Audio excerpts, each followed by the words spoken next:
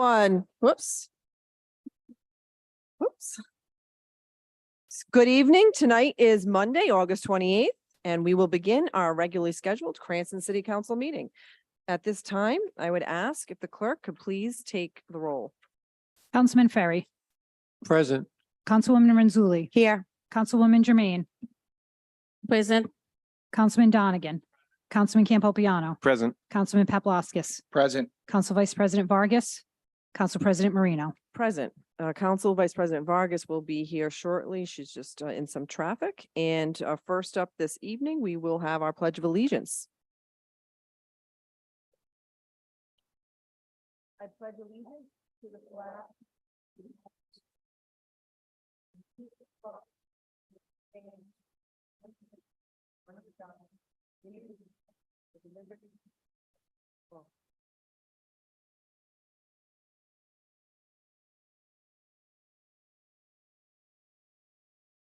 Next, we have the approval of minutes. Do I have a motion to approve the minutes from last month? So moved. Second, Any discussion? There being none, clerk, please take the roll. Councilman Ferry, Yes. Councilwoman Renzulli, yes. Councilwoman Jermaine, Yes. Councilman Donegan, Yes. Councilman Campopiano, Yes. Councilman Paplaskas, Yes. Council President Marino. Yes. And at this time, I will ask, since Council Vice President Vargas is not here, I'll ask Councilman Ferry if you will join me in honoring this evening two local baseball teams and softball teams. Please.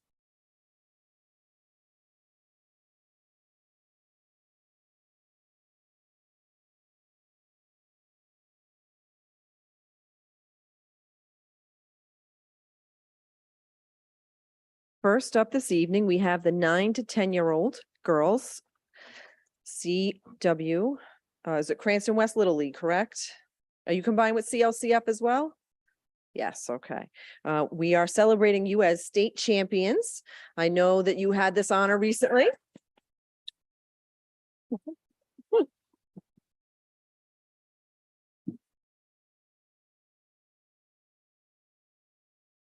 We know that last month, we were looking to honor you, but you were off at the regionals. And I always say you learn more from your losses than you do your wins. So congratulations to a job well done this season. And it's okay the regionals didn't pan out maybe the way you envisioned. There's always next season. And we're happy to celebrate you this evening. Right? First up is manager Patrick Sweeney.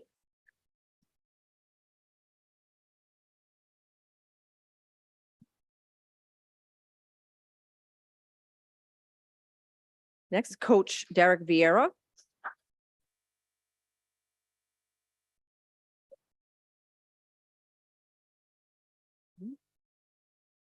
And not able to make it this evening is Coach Mike Palumbo and Coach Joseph Murphy.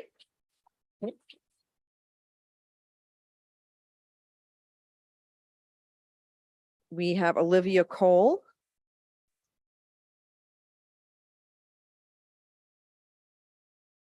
We have Emma Gomez.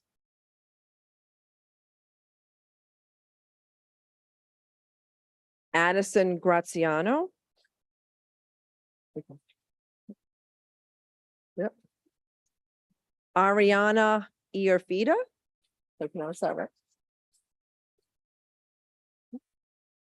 Jacqueline Newberry. Who's here?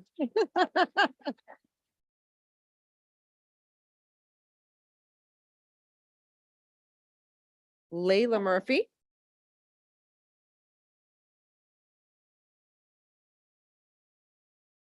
Ava Palumbo.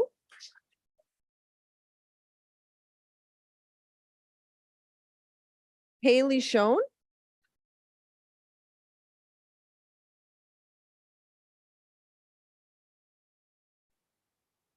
Hannah Schoen.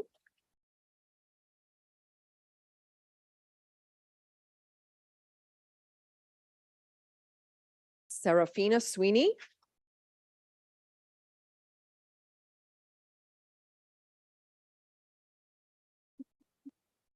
Eva Tavares.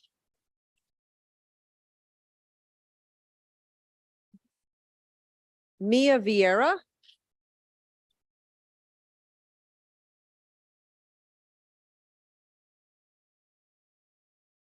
and Chloe Wittenberg. Congratulations. Yep. Yep. At this time, if family members want to take a picture, feel free.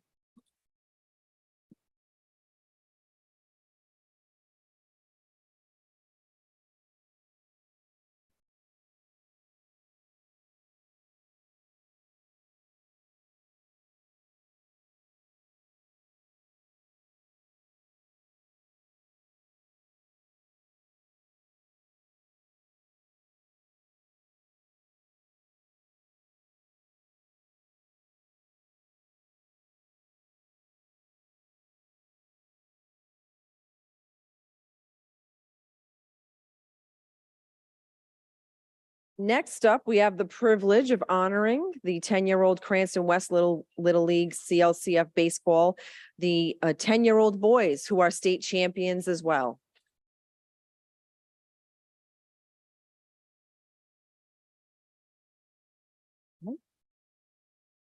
And boys, congratulations on a job well done.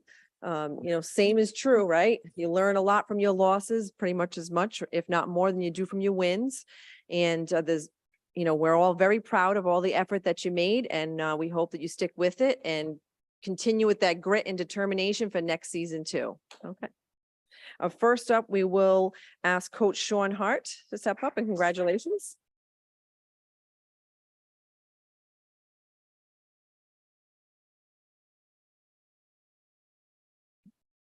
Next up, we have Coach Steve Rocchio.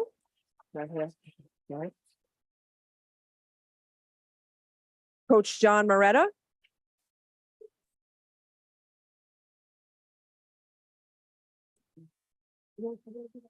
Yeah. Got it. Okay, thanks. Yep, got it, thanks. Nicholas Ruggieri.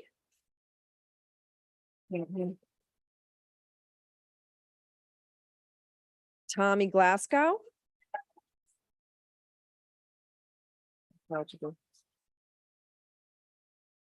Will Moretta.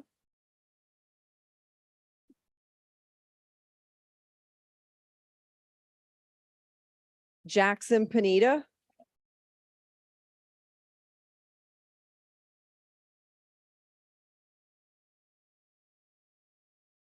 I'll do my best on this pronunciation. I apologize if I get it wrong. Alex Fecto.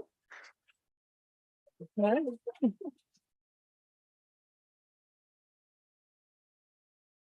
Matthew Beverly.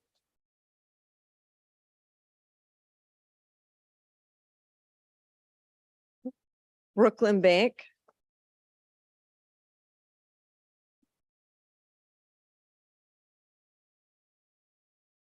Naslin Benzon.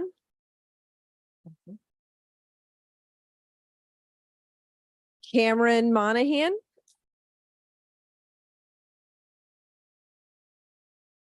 Johnny Durante.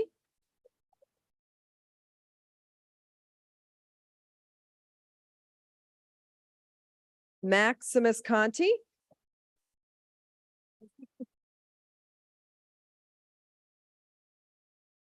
And Braden Laverly.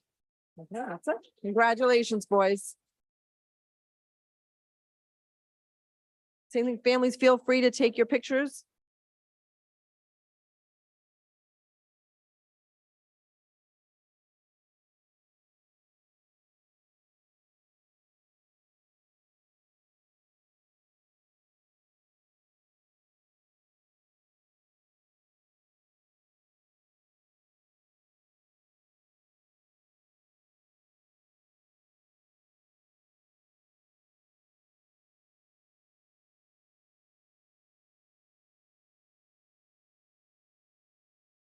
And families, feel free to leave. You don't have to stick around for the whole meeting. Go enjoy your evening, and hopefully you'll celebrate some more. No problem. Take care. Bye-bye.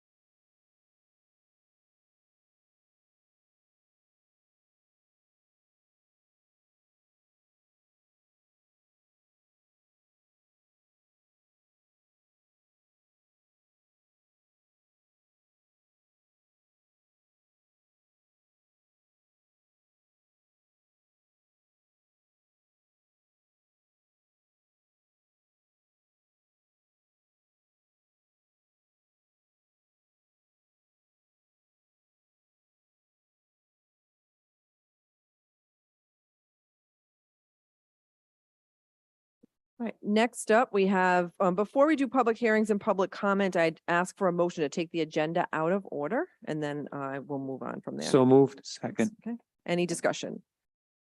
There being none? Yeah, it was a second. No discussion? Clerk, please take the roll.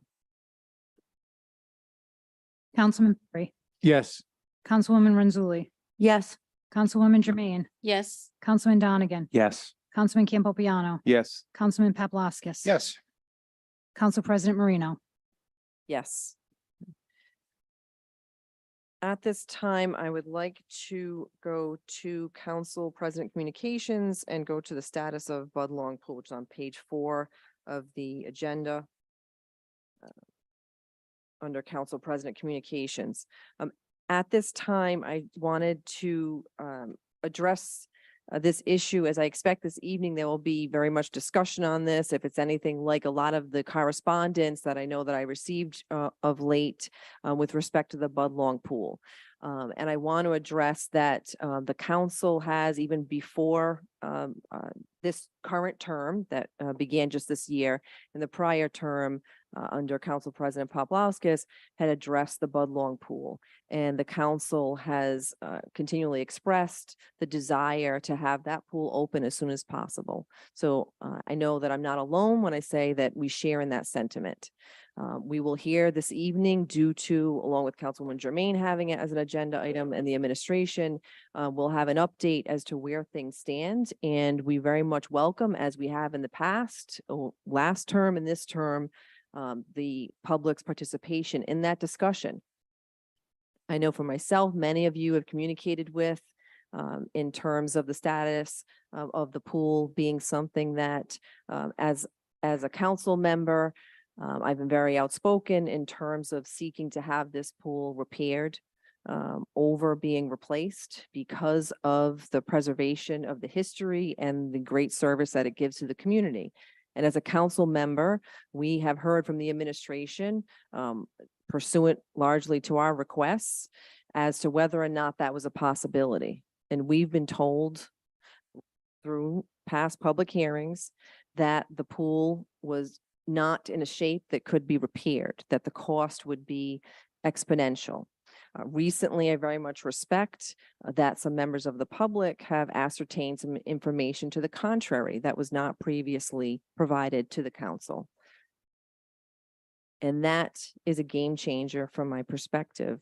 The administration, in terms of status of the pool, has said that in past meetings that they are looking to replace it and not repair it.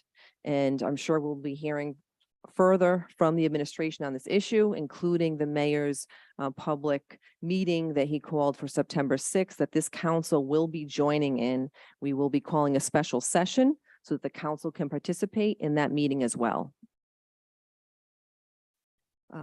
As for this evening, from members of the public, you know, again, council members will have an opportunity to discuss this as well. But this evening, during the public comment discussion, please, we ask that you be mindful of others and try and keep your comments limited to 4 minutes. Please state your name and address for the record as well when you step up and speak into the microphone for us. All right. And we'll have further discussion later on this evening, I'm sure. Okay. Thank you. At this time, we will go back to page 2, public hearings and public comment. And at this time, we will ask members of the public to please speak on any docketed matters this evening. And please keep your comments limited to 4 minutes with your name and address for the record. And then we will go to Zoom. Thanks.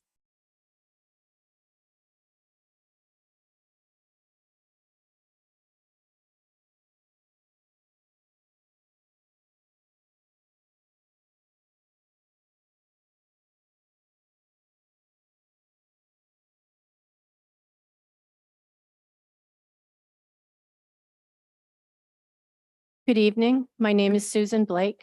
I live at 173.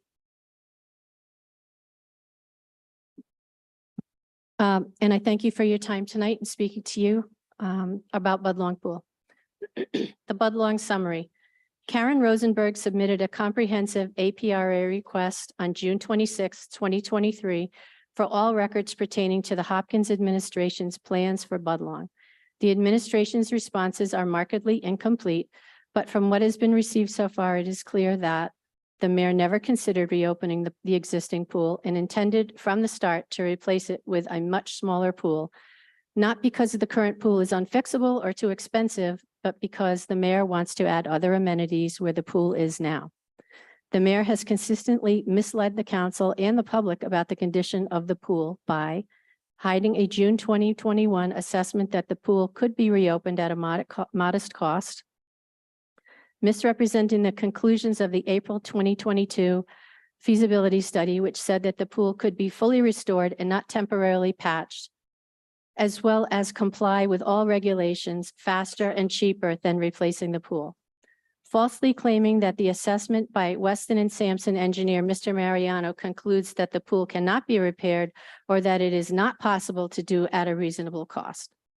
The mayor's $350,000 contract to design the new pool, which was negotiated in March of 2023, may violate state procurement laws. Records needed to determine that still have not been provided.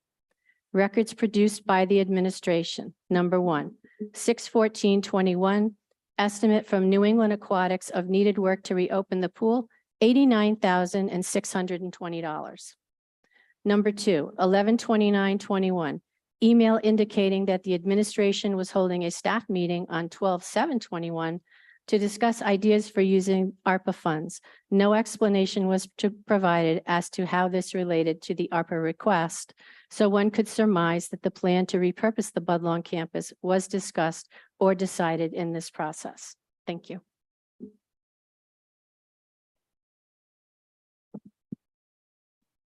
Nathan Kirschenbaum, 15 Curtis Street.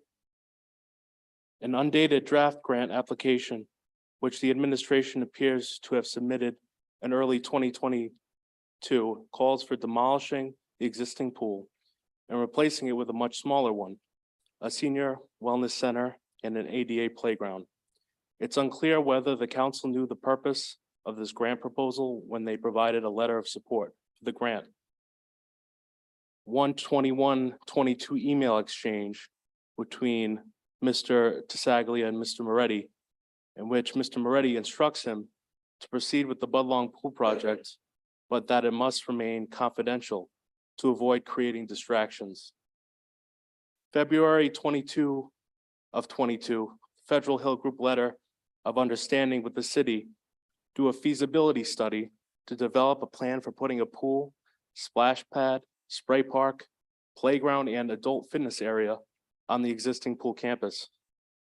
A 4/22/22 Federal Hill Group states in option 1 that the existing pool can be fully repaired and made code compliant, including replacing the entire pool shell and mechanicals, not temporarily patched, more cheaply and quicker than replacing the pool.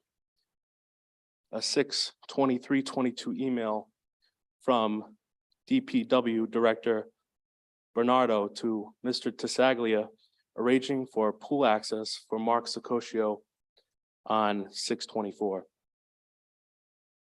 9/12/22 agreement with Sicoscio and Associates to provide designs and regulatory review based on quote unquote requirements provided by the administration.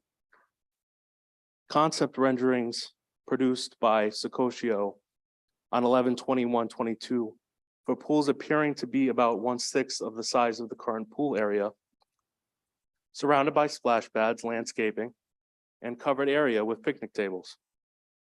3/21/23, Sicoscio proposal to design new pool complex and essentially prepare all plans necessary to put construction out to bid.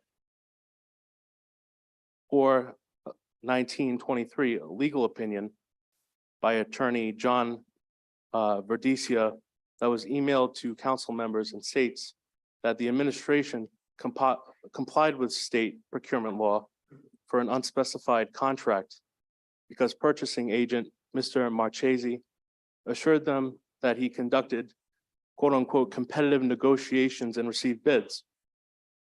It appears that the attorney did not review the negotiations and bid records, although there is no record of this from the Board of Contracts and Purchasing minutes. Elizabeth Morlani, 14 Boxwood Avenue. Elizabeth Morlani, 14 Boxwood Avenue. Boxwood. 6/7/23.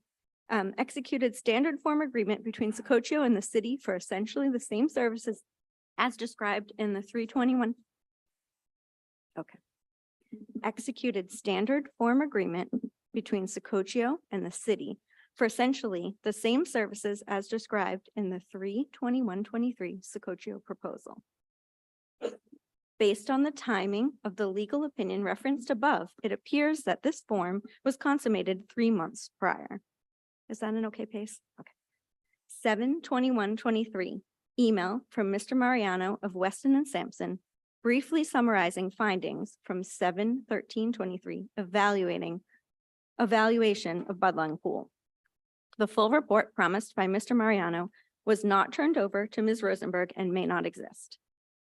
Mr. Moretti did not make clear to the council that Weston and Sampson has a conflict of interest insofar as it is the firm contracted from sometime between late March and early June to design a new pool. Mr. Moretti also misrepresented the substance and conclusions of the assessment. Mr. Mariano didn't physically examine the pool, shell, or drains. His list of problems with the pool largely tracks with what Federal Hill Group previously reported. That's also without physically examining the shell and pool bottom and without providing any sources for claims about leakage and other issues that Mr.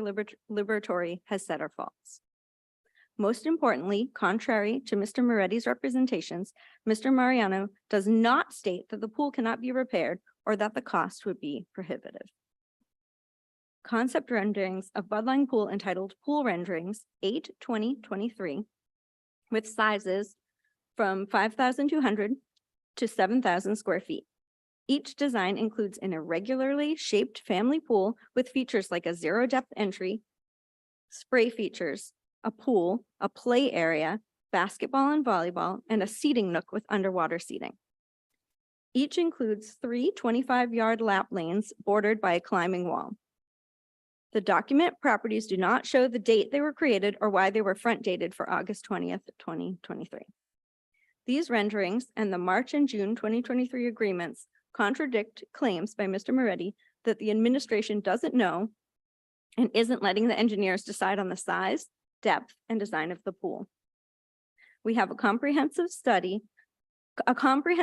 of every discussion of the plans for Budlong between January 2022 and July 2023. It's quite lengthy, but when read together with the meager records received from the administration so far, it shows that the administration has engaged in a pattern of deception regarding its motives and actions regarding the Budlong Pool in order to thwart oversight by the council. Thank you.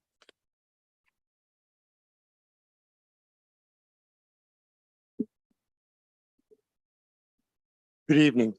Tony Liberatore, 18 Bank Street, Cranston. I'm here tonight to speak on the report that was given by Weston Sampson dated August 17th, 2023. The first line, compliance concerns, was the pool's lack of ability to be a watertight structure. Even with the liner system, the use of approximately 15 to 20 gallons per minute throughout the day is lost at Budlong Pool. Using the number 20 gallons per minute times 60 minutes per hour is 1,200 gallons per hour. 1,200 gallons times 24 hours is 28,800 gallons. 28,800 gallons. In 2019, my last year as Parks and Recreation Director, the water rate was $3.22 a gallon. Want to get that? Let's back up. 28,800 gallons at $3.22 per gallon would cost the city $92,736. Approximate average of operational days is 66 days a years, 3 months. The city would have owed $6,120,000 based on this report. The previous report, federal engineering, I'm not going to go into every little thing, but based on theirs was 50 gallons per minute, which would have cost the city $15,301,000. Let's go back to 2019. May 21st to June 20th, the city paid $5,400 a month, that particular month span. From June 20th to July 23rd, city paid $4,471. From July 23rd to August 21st, city paid $4,508.51. Now, let's take the first month at $5,404 divided by $3.22 a gallon. Bud Long Pool used 1,678 gallons for the month. Not 1,200 gallons, not 28,000 gallons. I know I'm pressed for time. They also mentioned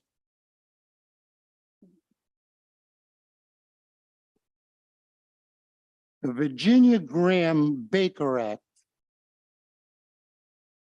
which means that the young lady was killed, being sucked into a drain. This happened December 19, 2008. This report says we don't have a coated stainless steel drain. We have 2 drain covers at Bud Long Pool. They were installed and approved by DEM in 2010. So that fact is wrong. It also said that the piping cannot take the flow of water based on the velocity limits set by MAHC. If that is the case, how has this pool run so efficiently, have crystal clear water every single day that it's open, if our filtration system is below par? Someone would have to explain that to me.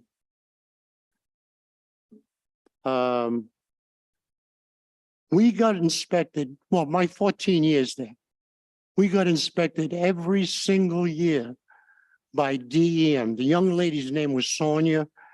I cannot remember her last name. And she gave us a credit rating of B or A every year. Maybe the biggest deficiency was signage, which we corrected.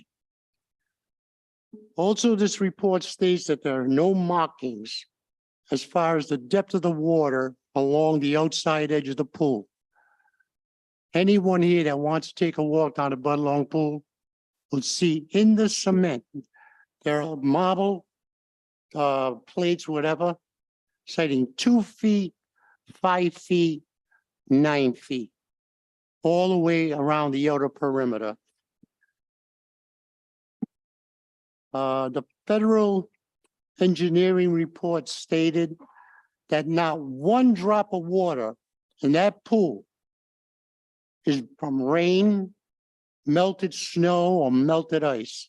That every bit of the water in that pool is groundwater. Let me tell you something about groundwater. If anybody's dealt with it. Groundwater is brown. It's a beige color, not jet black. Black water is from leaves falling from the trees on the outer perimeter, dust, whatever you want to call it. There is no groundwater, and I'm going to tell you why.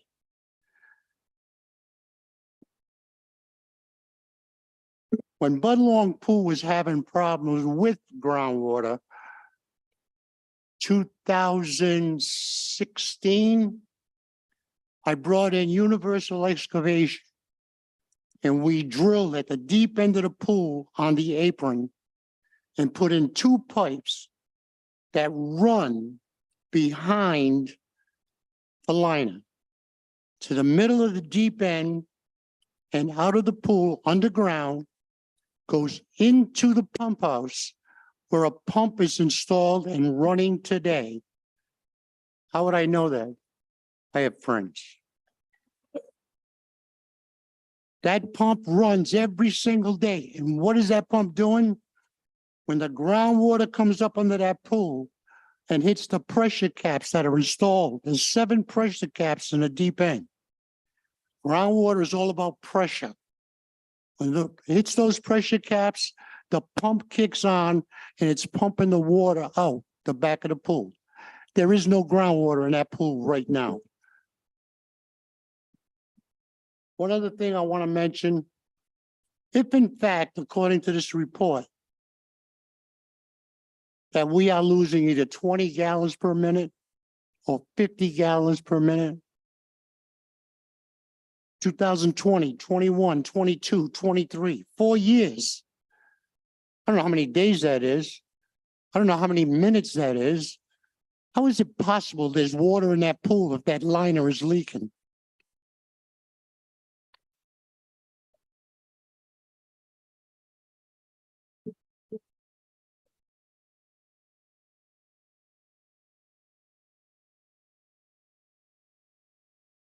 I know I went over my allotted time.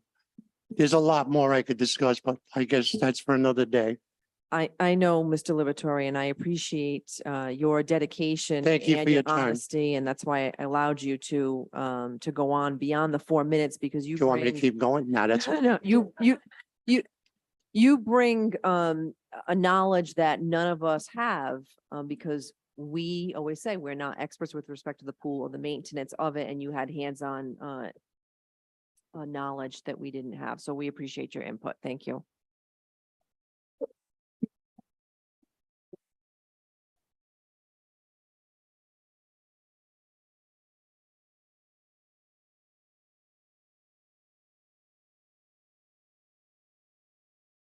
Hi, my name is Diane Lewis. I live at 183 Park Avenue, Cranston, Rhode Island. I've been a Cranston resident since 1986. My family and I have enjoyed Budlong Pool for years. And we're very distressed at the mayor's plan to demolish the pool and replace it with something smaller and a splash pad. It's like, I don't think that the residents of the city should be punished because the mayor wants to replace the pool. It's like, and is not listening to our wishes. It's like they have, we've heard tonight that the pool can be replaced at a significantly, less amount than what the mayor is preparing to spend for a downsized pool that we don't want. It's like the Budlong Pool at the size that we have now, it's one of the best pools in Rhode Island when properly maintained. And pre-COVID in 2019, if you went to the pool, it's not underutilized. It was hard to find a seat around the pool. And the size of the pool allows for children to play at one end, teenagers are diving at the other end, and adults are lap swimming in the middle. It's like, I'm an adult. When I get out of work at night, I don't want to go to a splash pad. I want to take a swim. It's like, so please fix our pool. Thank you.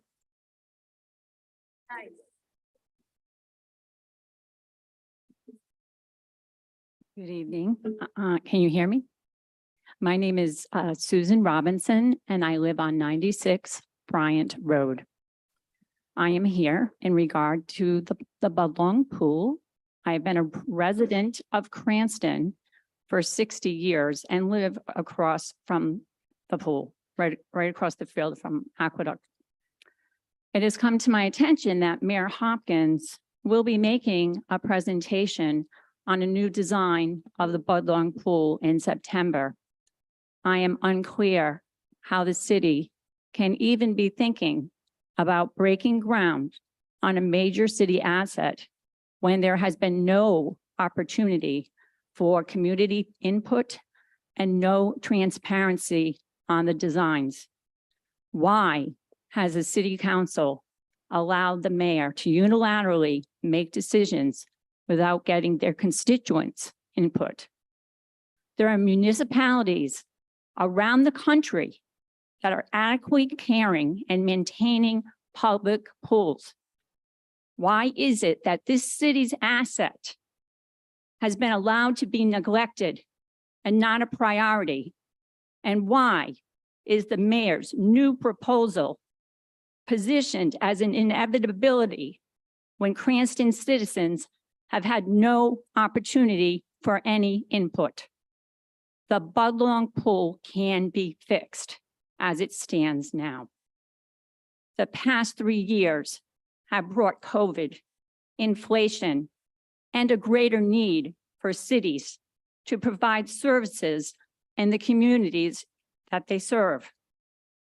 The temperatures in the summer continue to rise. Residents, young and old, need a place they can cool off in their own city without driving to the beach. And the size of Budlong Pool can accommodate them. Not everyone can afford a backyard pool or has the ability to drive to the beach. The capacity of the pool enabled the Cranston Recreation Program to frequent the pool. Buses of children citywide and young adults benefited from swimming, getting fresh air, and much needed exercise outside together. Our youth and adults need to learn how to swim, and Budlong Pool should continue teaching this life-saving skill. Multiple lessons can be taking place at the same time because of the pool size.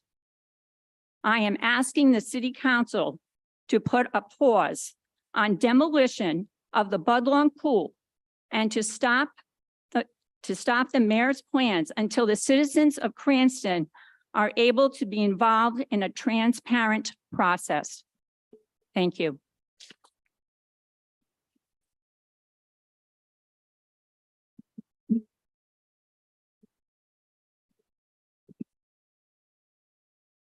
I'm Sam Brusco, 11 Alhambra Circle, and Council President, honored council members, Mr. Solicitor, Mr. Mayor.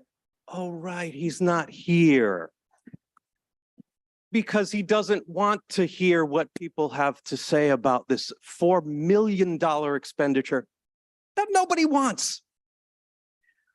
I've been talking to people about the pool, and I mean, I vote for every spending bill there is. If I wouldn't object to spending $4 million on a brand new pool if Cranston didn't already have one. I wouldn't object if the majority of residents wanted it. Haven't found any. I mean, nobody has said to me, oh, what a great idea. Let's take a big pool and make it into this stupid little shallow kiddie pool. Who's gonna use this? Toddlers? Maybe up to 10 years old, they'll appreciate it. They would be just as happy with a plastic pool and a sprinkler. They don't know the difference. And I'd be happy to buy it for them, by the way. Limited offer. Yeah, I mean, that's all I had to say. This is a ridiculous waste of money for something no one wants.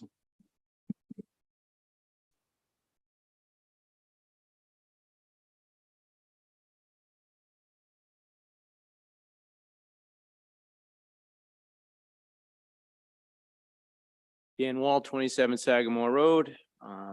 I was here last month when you had your update regarding the pool. My sentiments have not changed. As I told you at that time, I have an occasion to knock on a lot of doors and speak to a lot of people around the 6th Ward. And people, as I said before, people are kind of perplexed at the situation. Other communities were opening their pools.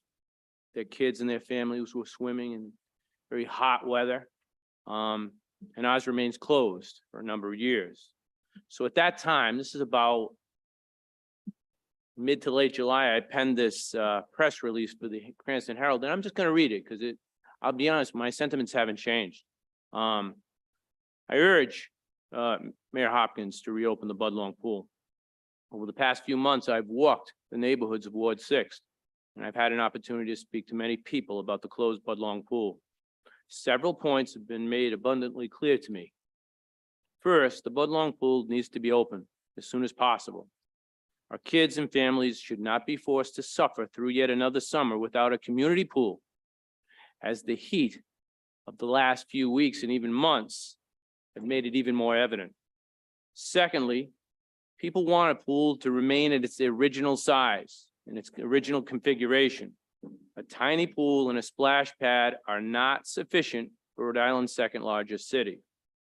Lastly, they want the existing pool to be repaired, as it was said they could do, and brought up to safety codes so that our families and generations to come will have a safe and inviting place to recreate on these hot summer days. Projections, and what we've heard before, the projections indicate that reopening the existing pool will cost significantly less than the mayor's proposed recreation center. I support this expeditious reopening of the pool, as do many of my neighbors, and I agree with the city council that the project should be paid for using the American Rescue Plan Act funds so that our taxpayers are not overburdened with this expense. And I said at that time, and it's more evident, that political banters and any excuses to be set aside. And I had one more thing. It's time to step up, listen to the people, reopen the pool. Thank you.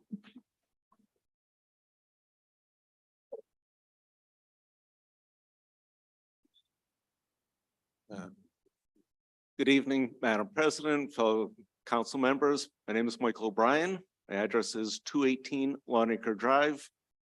Myself, I've lived in Cranston for the past 45 years, my entire life. Also, I am the youngest of 3 children. My parents have lived in the city of Cranston since my older brother was born in 1970. All 3 of us, 3 of the children, have learned to swim in Budlong Pool. This is an excellent opportunity. It's an excellent resource for the citizens of Cranston. I'm sorry, I don't have anything planned. I'm just speaking right from the heart. I feel like that's really the best way to reach out to people. And hopefully Mayor Hopkins will actually listen to the people that have already spoken. I'm going to keep this very brief, but it is an absolute shame on him. He is holding back funds that should be spent repairing this pool. The funds have already been approved by the voters, myself included. What other resources are open to the citizens of Cranston besides this swimming pool? A shopping center? Yeah, that's great. But what if you don't like shopping like myself? You want to be able to use citizen approved, citizen provided resources. Open Budlong Pool, not next year, this year, right now. Mayor Hopkins, please listen to your city council members, listen to your citizens, open Budlong Pool. Thank you.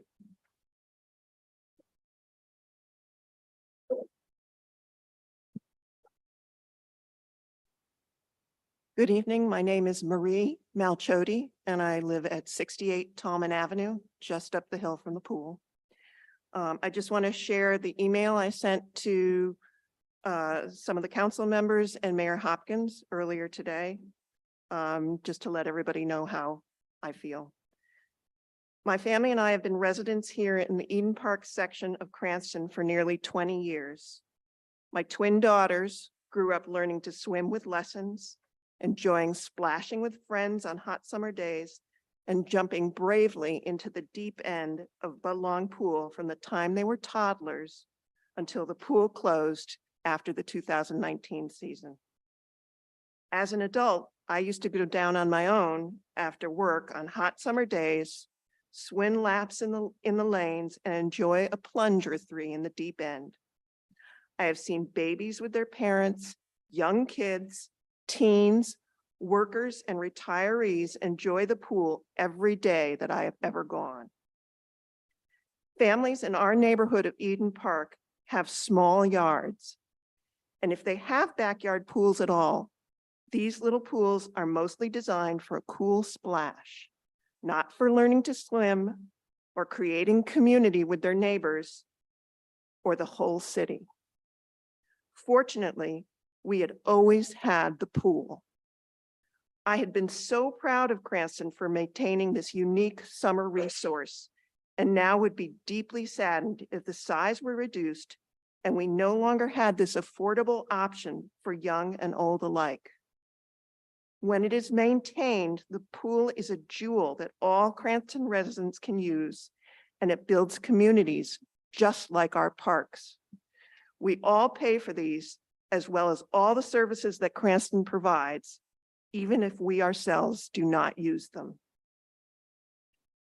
On a side note, I'd like to add that after the pandemic, for 3 summers in a row now, my college-aged daughters, those twins, who have been home for the summer working multiple jobs to help pay for their education, have not had this resource to use while the mayor tries to force his proposal on the taxpayers of Cranston.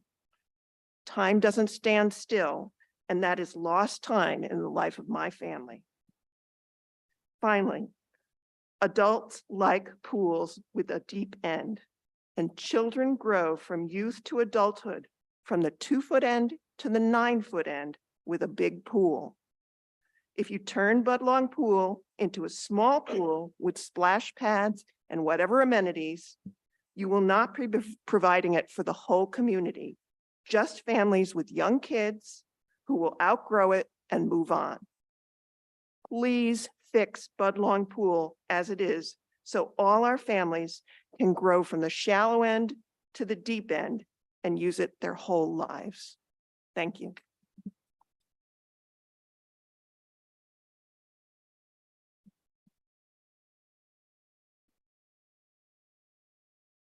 Tom Wojcik, 11 Hall Place, Cranston.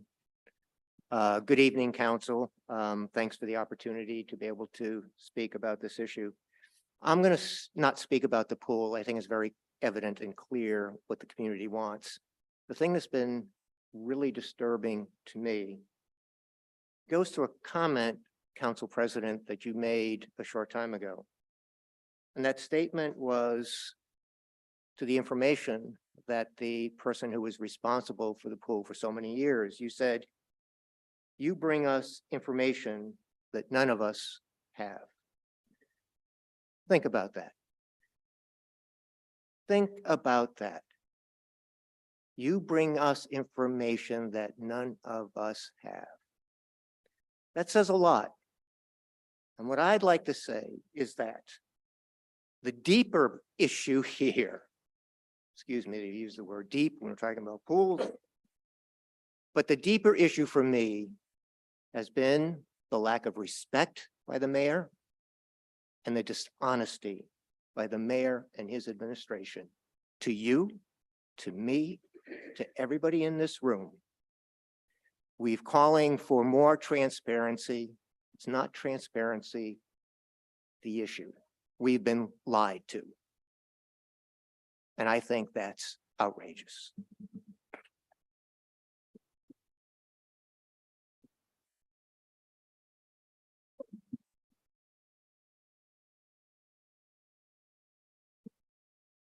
Good evening. My name is Patrick Shelton. My family and I live at 1921 Broad Street in Cranston. Thank you, counselors, for giving me the opportunity to speak this evening. I'm here to speak out in opposition of the closure and replacement of the historic Budlong Pool. We're extremely fortunate to have such a beautiful pool right in our city. I have wonderful memories of visiting Budlong Pool as a kid and until 2019, taking both of my sons to swim there. We've really missed swimming there over the past 4 summers. In all that I've read in the Herald and in the Journal, I have yet to hear anyone, apart from the mayor, who's in favor of the demolition and subsequent rebuilding of a smaller pool. I urge you, counselors, to be respectful of this historic gem that we're lucky enough to have in our city. Please listen to your constituents and vote to repair and reopen as soon as possible Budlong Pool as it is currently configured. Thank you.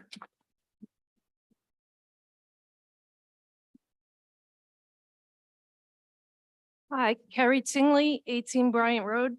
As a resident of Cranston for my entire life, I grew up in Edgewood, and I just wanted to say it offered my brothers an opportunity to have jobs, and otherwise for us with 2-parent families that worked all day to go to camp and be able to go swimming while our parents were working.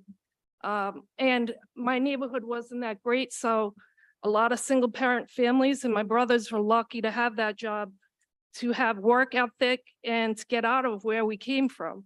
And also I wanted to say I went to Buckland Street Pool to check out the splash pad that they have. And I want to say not one child was in the splash pad. They were all crammed into the pool that's over there. And I stayed there for a long while to watch. And still at Buckland Street, not one child in that splash pad. So what a waste of money for me if that's what's going to happen at Budlong. So I'd appreciate it if you do not close the pool and reopen it as it is.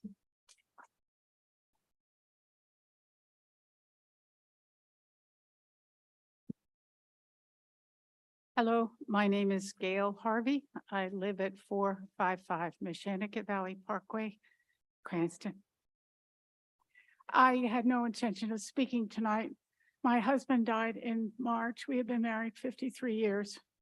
But as I listened to everybody, I thought maybe it's time to get back into life a bit. And as I listened to what these people are saying, you need to listen to them too, and so does the mayor. I was a camp counselor for several years, and I helped to teach swimming.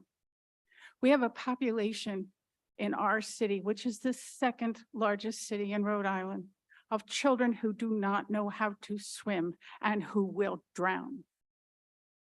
If we do not have a pool, we cannot teach them how to swim. You cannot swim in a splash pad. I live in an apartment complex. The deepest part of the pool is 5 feet. You cannot teach somebody how to swim in a pool of 5 feet. You can also opportunities for our young people to learn how to be lifeguards, because if you read in the paper, in the Providence Journal, we have a serious problem with not enough lifeguards. So a pool would afford employment opportunities and valuable teaching skills of life-saving. You cannot teach life-saving in 5 feet of water because you have to learn how to dive and pick up people from the bottom of a pool. Because I took junior life-saving and because I was teaching, I was actually able to save somebody's life doing a cross-chest carry, because that young woman would have died in the lake. This goes beyond politics. I'm sure all of us are pretty tired of, I'm a Democrat, I'm a Republican, we can't talk, blah, blah, blah. Cut it out. This has nothing to do with politics. This has to do with our community and the taxes we pay to provide safety, pleasure, and a wonderful place to live in Cranston. Why is Providence building a pool? This problem went on for several years in a previous administration. And perhaps because there was no money, it was ignored, like many problems in Cranston. So in this problem, you have the opportunity to stop the nonsense, stop the politics, and think about the people who live here and think about what people have said. It's not easy for me to get up and speak tonight. And if I sound angry, it's because I'm controlling a lot of things at this moment. Because I want to believe in each and every one of you, and some of you I know, that you will do the right thing. And you will do the right thing for all these people who came out here who didn't have to be here. So cut out the crap and do what should be done.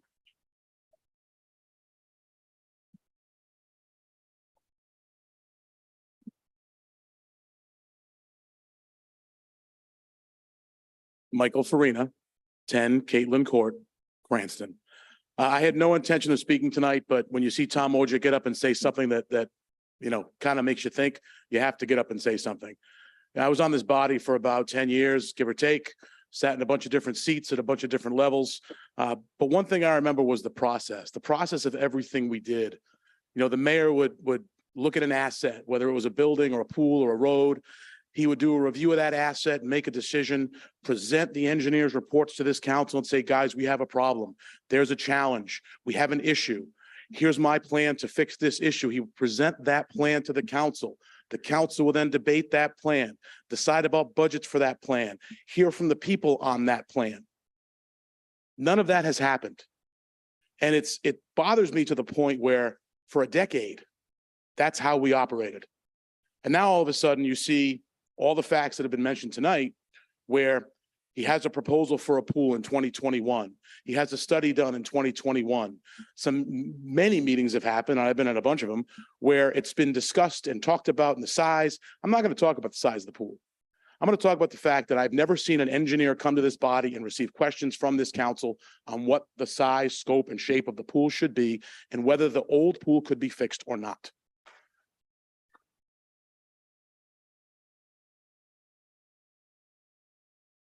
That is a flaw in city government. At any moment, this council can hire an expert to go look at the pool. They can appropriate funds, come to this body with a report, and report back on its findings. And you can question that person, and you can really do all this work in this chamber in one meeting. Another thing that's bothering me about this is the mayor has all this data and all these facts. And, I'm not going to sit here and say whether the pool's right or wrong, because I don't have all the facts. I don't think any of us do. I don't know if this pool can be fixed. I don't know if it can be dug up and re-put in. I have no idea. But now all of a sudden in September, he's going to come out with this new Waxman report that's going to tell us all about the badness of the pool and how terrible it is. Why wouldn't we do that first? Why wouldn't create a study on the pool before we spent a cent of city money on anything?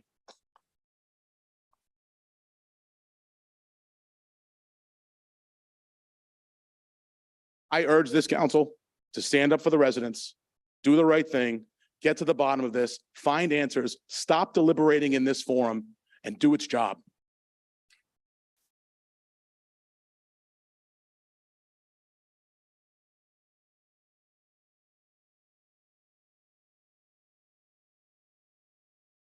Good evening, members of the council. Evan Kirschenbaum, 87 Pasture View Lane, Cranston, Rhode Island.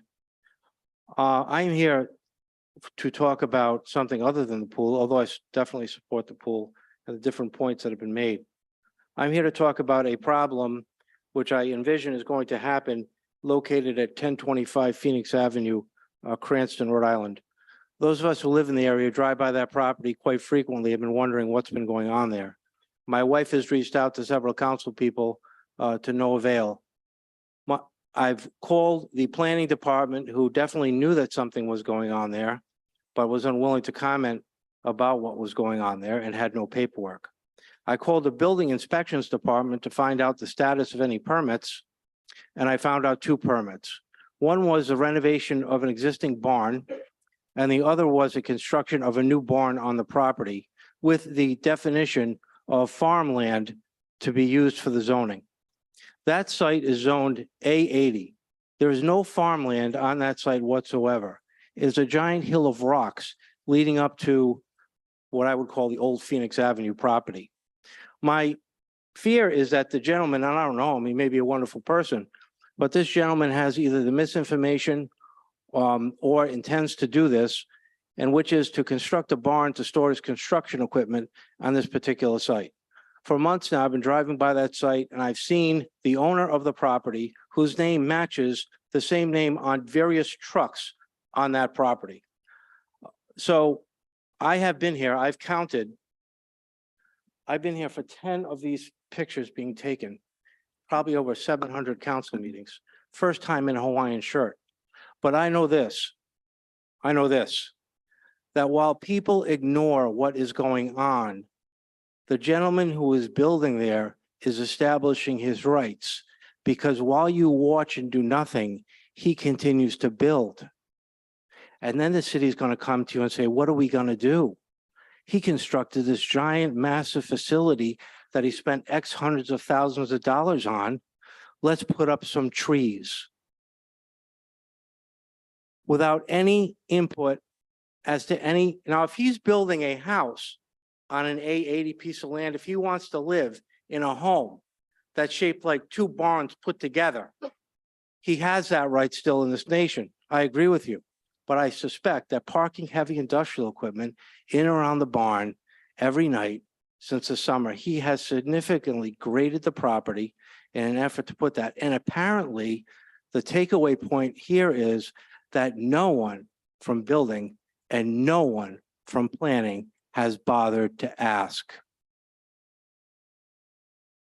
These things are neighborhood issues. These things, like the pool, impact residents' life on a day-to-day basis. And I've been here, like I said, for over 600 meetings, and I've heard some of these various people talk about these issues. This was, okay, and I know people are sitting here, these were the longest nights. These were the nights you dreaded as a council person because you knew you were going to come home late. But these are the nights that you should pay the most attention to. And the question you all should be asking yourselves is, not what time am I going to get out of here tonight, is what are we going to do about the pool? What are we going to do about 1025 Phoenix Ave besides sit here and look at a lot of angry people? Are we going to budget ourselves a consultant in the next budget rounds? Are we going to have Tony Liberatore testify to what he says about the pool? Are we going to get our own facts and figures to educate ourselves and not be a reactionary force to say, oh, I feel bad for you, but there's nothing I can do? And that's where we're headed. People didn't elect you to sit here and listen. They elected you to sit here and do. Thank you.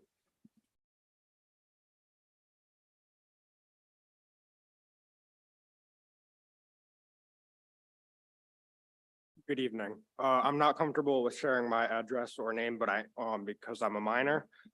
But I did want to express my opinions about the Budlong Pool. I'm a student at Cranston. I'm a student here in the city, and I'm not only a member of many clubs, but I'm also a diligent member of society. I've been paying attention to what has been going around in my community. I've recently asked my friends if they would join this meeting tonight, and you know what they said? They didn't know about any of this. They didn't know what was going on with Budlong Pool because they don't care. That's a problem. They should care. I care because I've been going to this pool since second grade, which that seems like a long time for me. Some people that's not, but this can't just happen. Like, I'm not gonna lie. At first, maybe this could have been a good idea, but as this keeps pouring in, I'm realizing this isn't a bad idea. This is not a good idea. The Budlong Pool needs desperate repairs, but that doesn't mean you can just completely shut it down and build something new and different. Don't get me wrong, change is great. I love change, but not when it comes to something like this. This pool has been around since the 1940s. Generations of families have been going to this pool, including my own family. And I'm not just gonna sit around and see it be destroyed into something that I won't even be able to go to. This pool used to create jobs for teens like me. If this pool was open, I would have gone there and went for a job, but it wasn't. So I didn't have an option for that. And great, you want to do all these new plans. That's a lot of money. Where's that money going to come from? I heard that you got money. Well, put it into repairing the actual pool, not just building something new that not everybody's going to be able to use. And not only this, but if you ever do repair the actual pool, what about people with disabilities? You need to have a way for them to be able to get into the pool, people in wheelchairs. I'm on the swim team at school. This would have been a great way for me to practice. We had to swim at the YMCA because the Parkview pool recently broke. Well, the YMCA, they have a wheelchair ramp. They should have a wheelchair ramp at Budlong Pool. They should make it accessible to anybody. The mayor has been dismissive when questioned about the plans for the pool. His thoughts, which I understand the most of you already know, is to shut it down to have a pool a third of the size, have 3 lap lanes, a splash pad, a basketball section with volleyball nets and seating sections. That all sounds great. How much of that is actually going to be used? So the splash pad, like other people have said, probably won't even get used. It's just going to sit there, and that's money that's wasted. Who's going to take care of this? What's going to happen? He wanted to add a barbecue section at some point. I'm assuming that idea is out the window, but if he does decide to do that, again, where's the money going to come from? And the neighborhoods surrounding Budlong Pool, they have a major rat problem along with the rest of Cranston. But that's another problem for another day. That problem is only going to get worse if you put in a whole entire barbecue section. That sounds great. Who's going to take care of that? Who's going to clean up after themselves? Nobody. Shutting down the pool and demolishing it to create new activity centers, not to mention destroying the bathhouse and building it up from the ground up. Before COVID had happened, the Budlong Pool was a great source of summer jobs, which I've already previously mentioned. But this can't just happen. Do something about it. I understand I am much younger than all of you, but I am asking you as a teen, do something about it. Don't just sit around. Thank you.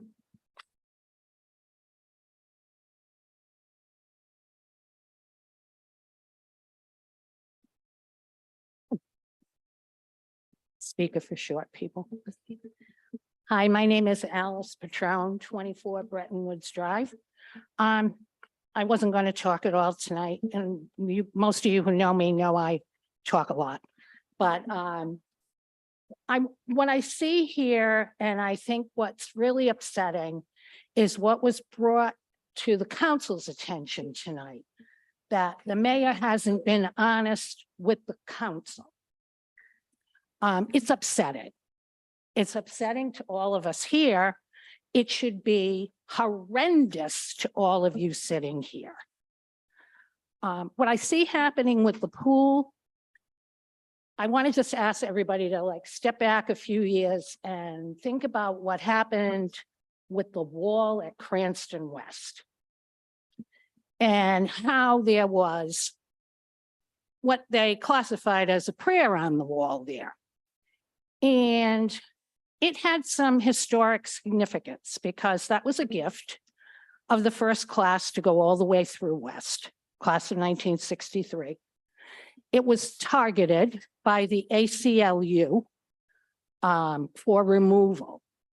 One of our representatives stood up and wished to represent the city and give his legal help in order to designate that a historic object.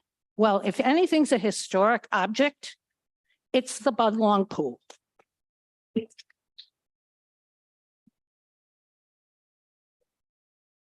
And I think what people don't want to see here is what happened at Cranston West, where the wall was demolished, the prayer was removed, who knows where it went.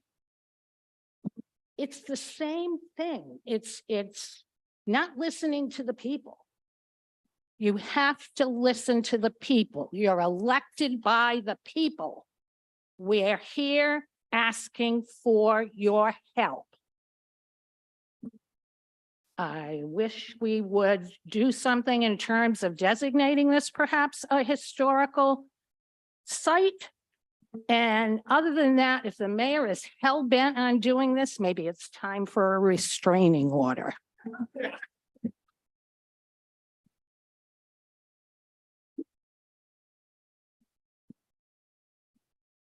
I'm Nina Harrison, 136 Garden City Drive. I've lived in Cranston for several years now, and I grew up in Providence, coming to the Budlong Pool as a teenager. I've taken my niece and nephews there as an adult. I've gone there with my friends as an adult, and we've all sorely missed it since it's been closed. I think I'm most disturbed by what seems to be a pattern of, to be frank, lying from the governor and the mayor and the mayor's administration to the public, to this council in documents, in reports. And to me, that should be actionable. The mayor should be held accountable for those misrepresentations, for the pattern of misrepresentations. And I don't know who besides the council can hold the mayor accountable for misleading people intentionally, it seems. He shouldn't be able to get away with that. Also, given how unpopular and expensive this plan is, and seeming that saving the Budlong Pool and rebuilding it in its current state seems to be much less expensive, I'm left wondering, what is the mayor's motivation for this plan? Why has he spent so much time misleading us? Why is he spending so much time and energy and money going against the will of the people? And why is he so hell-bent on spending so much money to go against the will of the people? I think that's a really important question that the council should get to the bottom of. I hope that you will hold him accountable. I hope that you will elevate our voices, and as someone mentioned, hire your own person to bring the facts to the council so that you can hold the mayor's feet to the fire. And lastly, I would say people love to complain about teenagers getting into trouble, causing trouble, or being lazy, but then to take away one of the best assets a teenager has in the summer to spend time doing wholesome, healthy, outdoor activities that all adults say that teenagers need is ridiculous. And it's a failure to teenagers who we're expecting to stay out of trouble, but to do what? Play in a splash pad with toddlers? We need to give kids and adults somewhere to be. We already have a place for them to be, a place they can't wait to get back to, and a place that, as someone else always mentioned, was always packed. So please get to the bottom of all this dishonesty and let the pool remain open.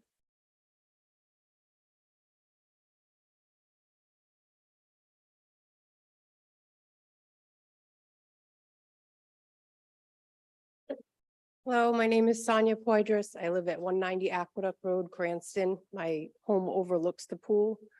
I'm the house with the collapsed wall next to the pool, so a lot of people look at me funny lately.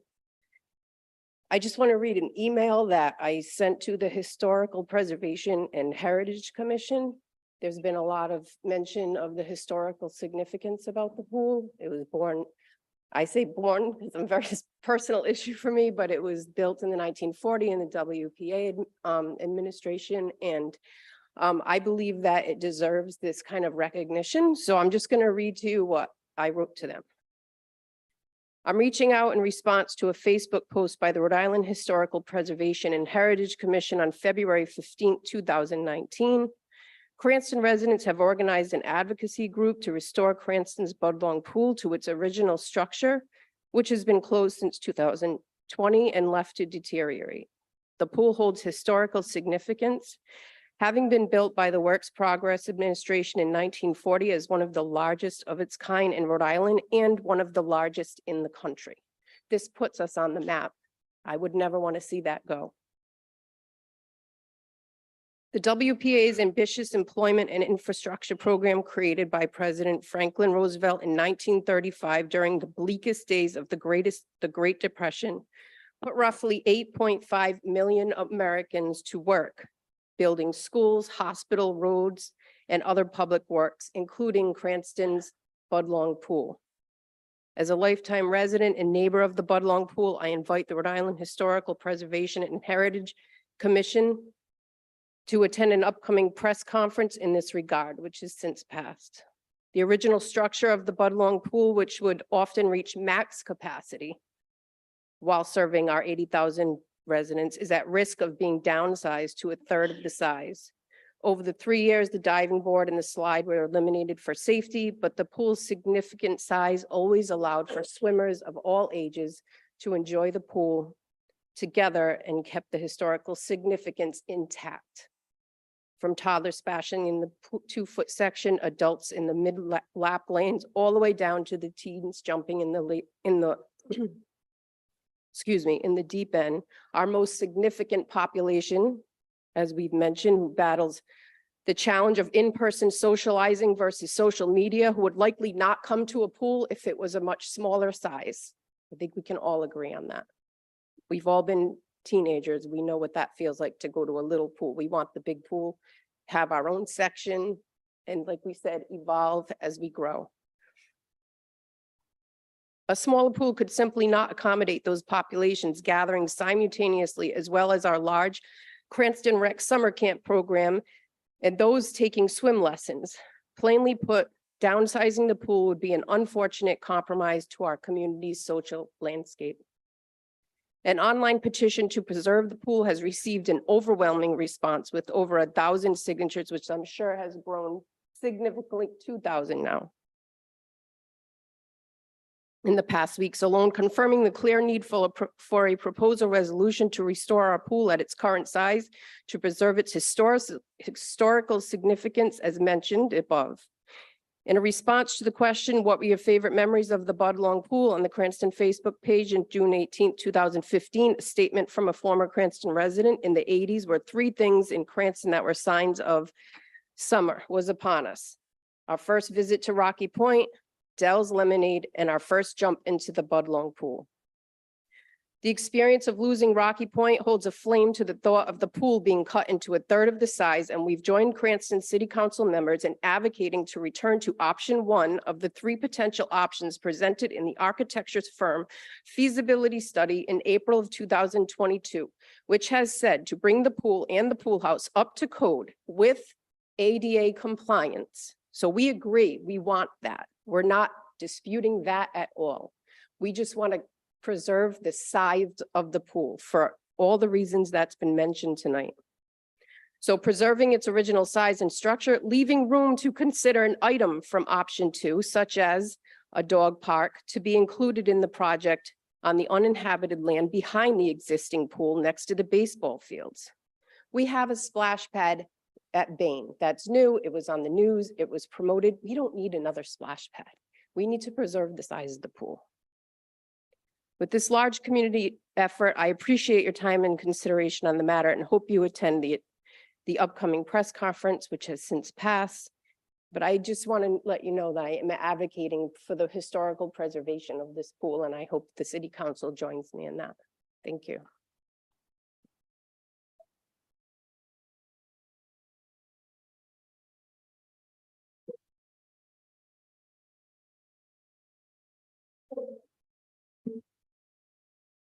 Barry Fontaine, 36 Redwood Drive. I come before you again. I was here the last meeting a couple of months ago to talk about the Budlong Pool. I'm sorry I was a little late, so I probably missed a lot of the comments. I'm sorry I missed Tony Liberatore, former recreation director. I too am a former recreation director here in the city of Cranston. And I am currently the recreation director for the town of Somerset in Somerset, Mass. So I'm a little bit up to date with a lot of the current trends as far as pools, also splash pads, splash parks, and the like. I was part of the process, as I told the council before, 25 years ago, when it was needed to have some work done on the pool back then. When I was the pool director at the North Providence Pool in North Providence, Rhode Island, which at the time was one of the state-of-the-art pools in the state that I was pool director for and swim coach.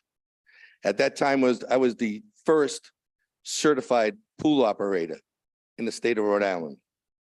I still currently hold that title. When there's problems with pools, a lot of times people call me and ask me my opinion about the Budlong Pool, about different pools.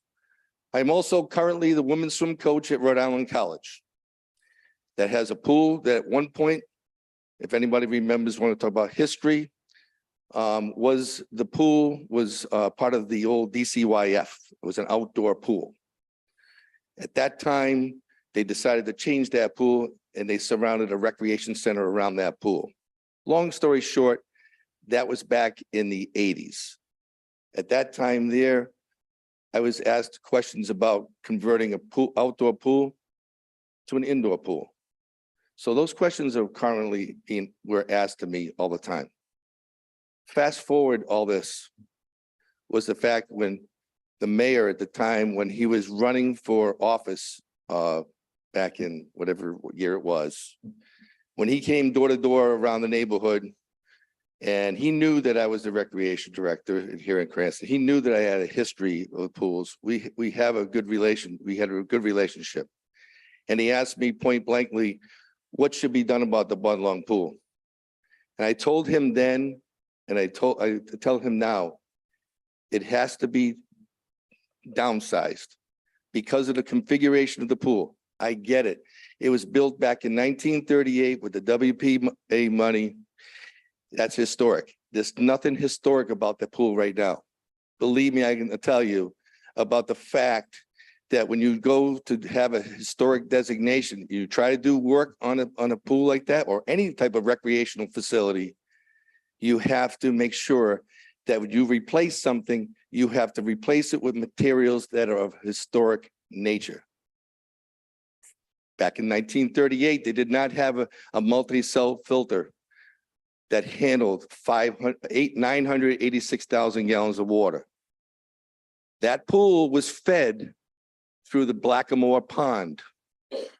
The water came through. If you drive by that pool right now, you see water in that pool.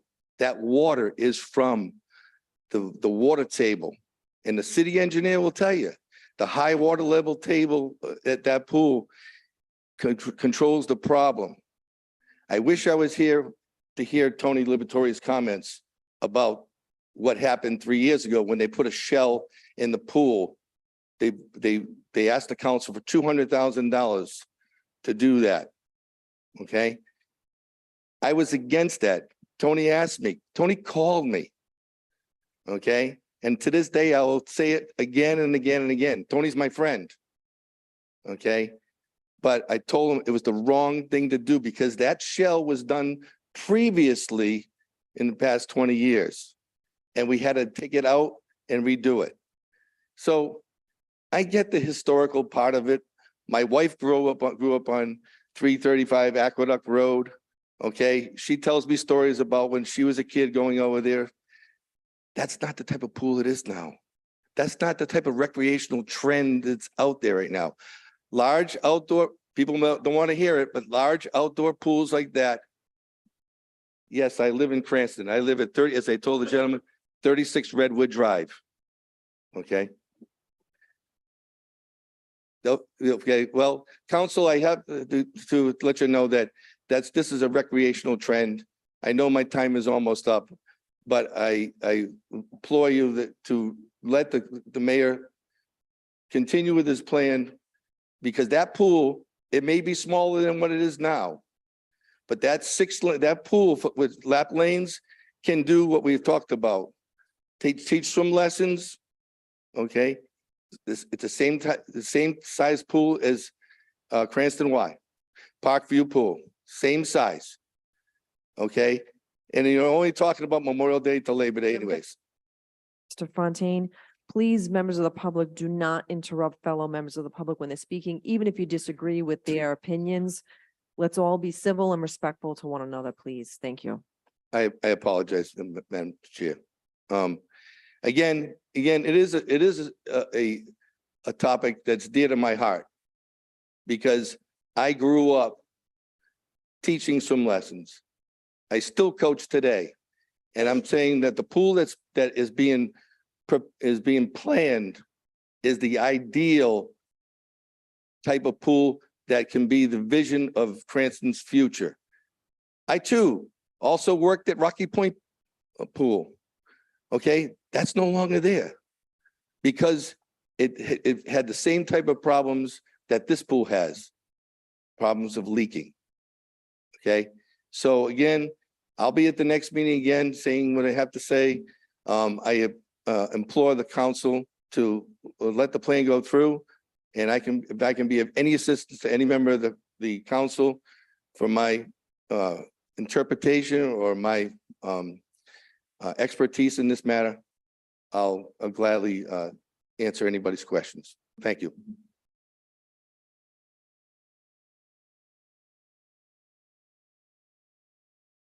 There being no one else in chambers, Shannon, is there anyone on Zoom?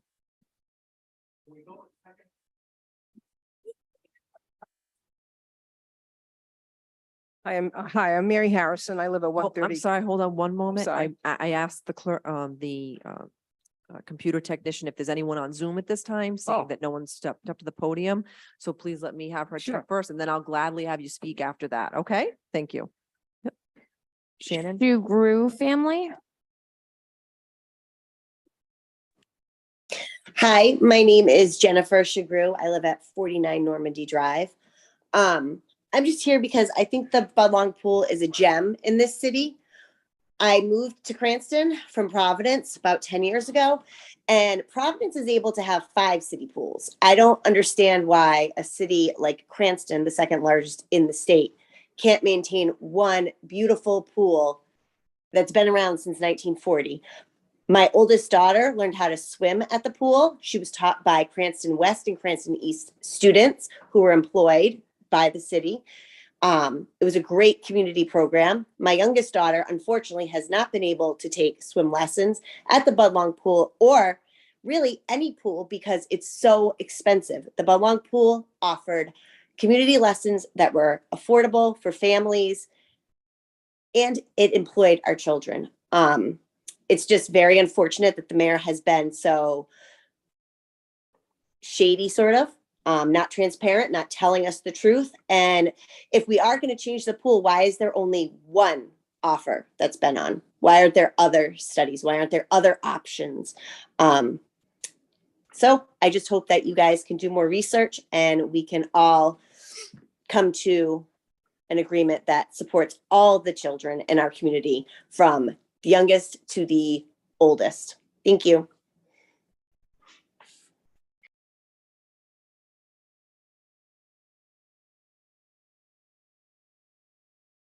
Tiffany Floody.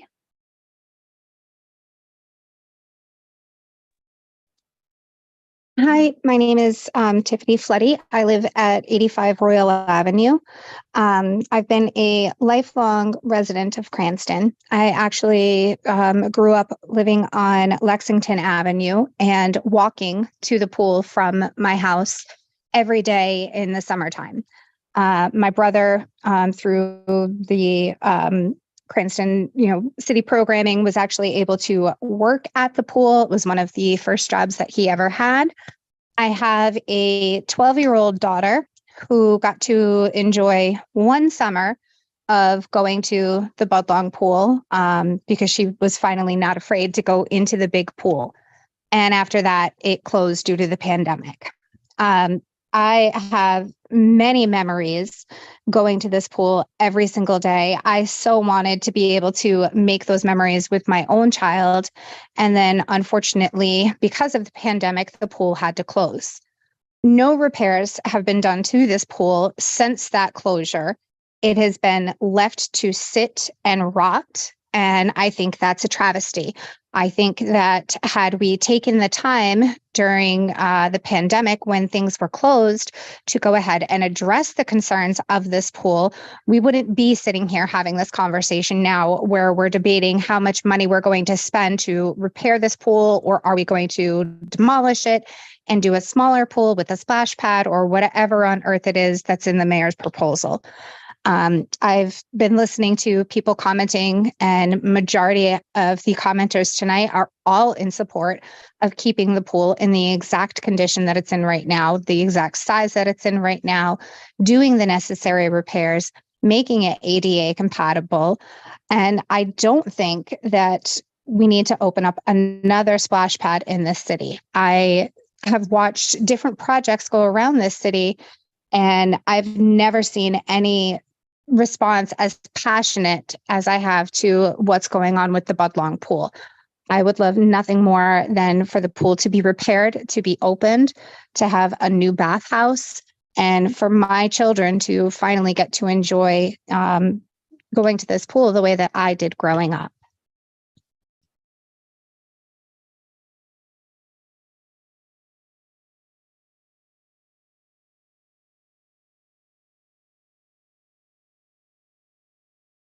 S. Hodgkin. Hi, my name is Mike Stanton. Susan Hodgett is my wife. It's her Zoom account. We live on Betsy Williams Drive in Cranston. I would like to echo the residents who have grown up with this pool. I've lived in Cranston since 1985. My kids grew up swimming there. It's a tremendous natural resource. And I would just like to respond to the gentleman, one of the last speakers in chambers there, the pool expert who said this pool cannot be rebuilt as a historic pool. And I think he's really mischaracterizing the discussion here. Nobody is saying that this is a historic monument that can only be built with the tools of the 1930s. The reports that have been commissioned in recent years actually say that the pool can be repaired and it can be done more cheaply than the mayor's plan. And I think what distresses a lot of people is that the mayor has cherry-picked and misled you and us about the options. And now he's going to go forward with this plan. He's going to have a public hearing in September. But basically, it's a fait accompli unless you can take some action to stop him or show that the public really doesn't want this. And so I would really implore you to use whatever tools you can to put the brakes on this plan. We've suffered the absence of the pool for the last 4 years, neglect that predates the current mayor. But I don't think that should be compounded by, this ill thought out plan that nobody seems to want. Thank you so much.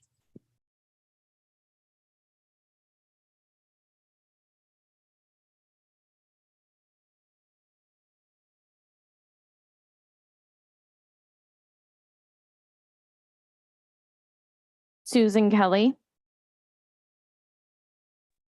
Yes, hi. I moved to Cranston in 2019 in November. I never knew about the Budlong pool. I never knew there was such a wonder in Cranston until I started hearing about the mayor's plan to reduce its size and in a limited space, apparently put these other activities in and around a much smaller pool. I've lived in a place that had a 3 to 5 foot pool. It is only good for children's parties. When you want to help the people in your community, what you need is a big pool that is swimmable, that can hold lessons, that is a place for people to cool off. This may be the coolest summer in our future. We're going to be much hotter as time passes, and we need things like cooling stations and something like this pool for people to be able to have fun and to be able to cool down.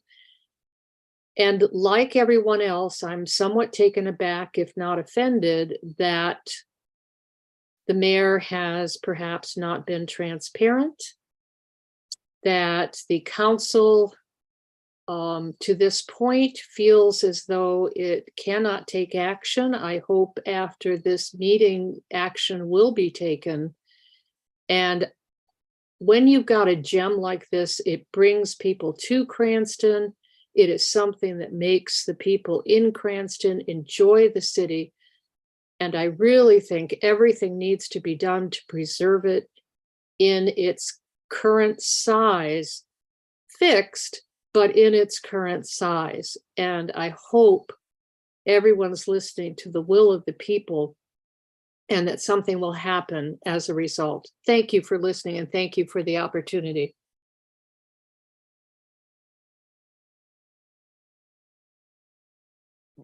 At this time, we're going to put a pause on, take a break as the stenographer needs a little break. And we'll come back in about 5 minutes. Is that sufficient, Ron? Okay, about 5 minutes, and we will return to the Zoom public comment. And then if anyone else in chambers, I know that there was someone who stepped to the podium, can speak. Thanks.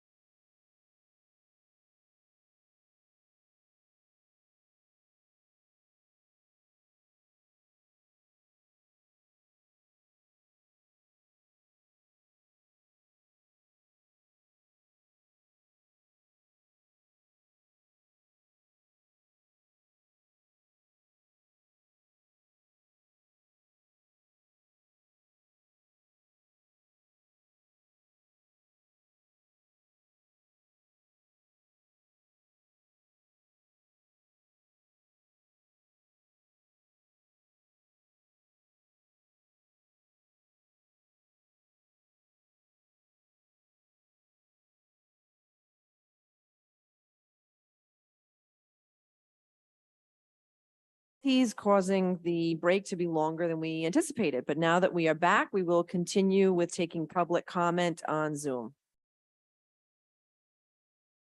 And just as a reminder, please keep your comments limited to 4 minutes, and please state your name and address for the record. Thank you. Leslie M. Yes, hi. I hope you can hear me.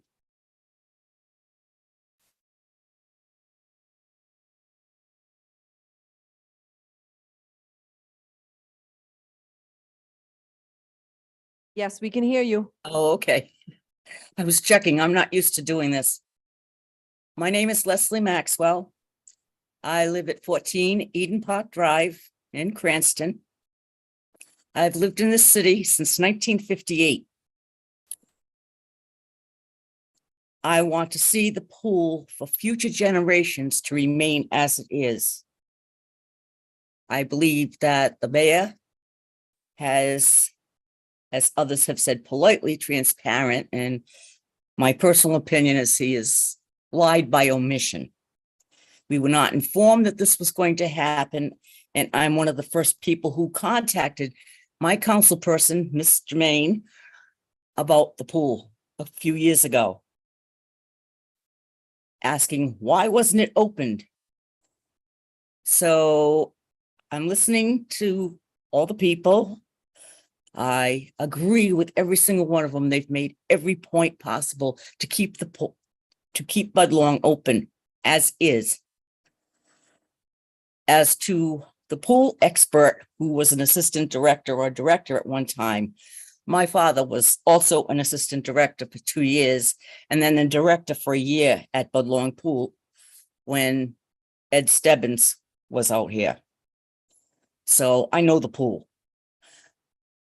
I think it would be a disgrace to the city to do away with what we have.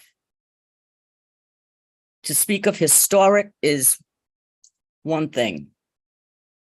Wickford is historic. The east side is historic. They have to hold to particular things to their area from that period when those homes were built.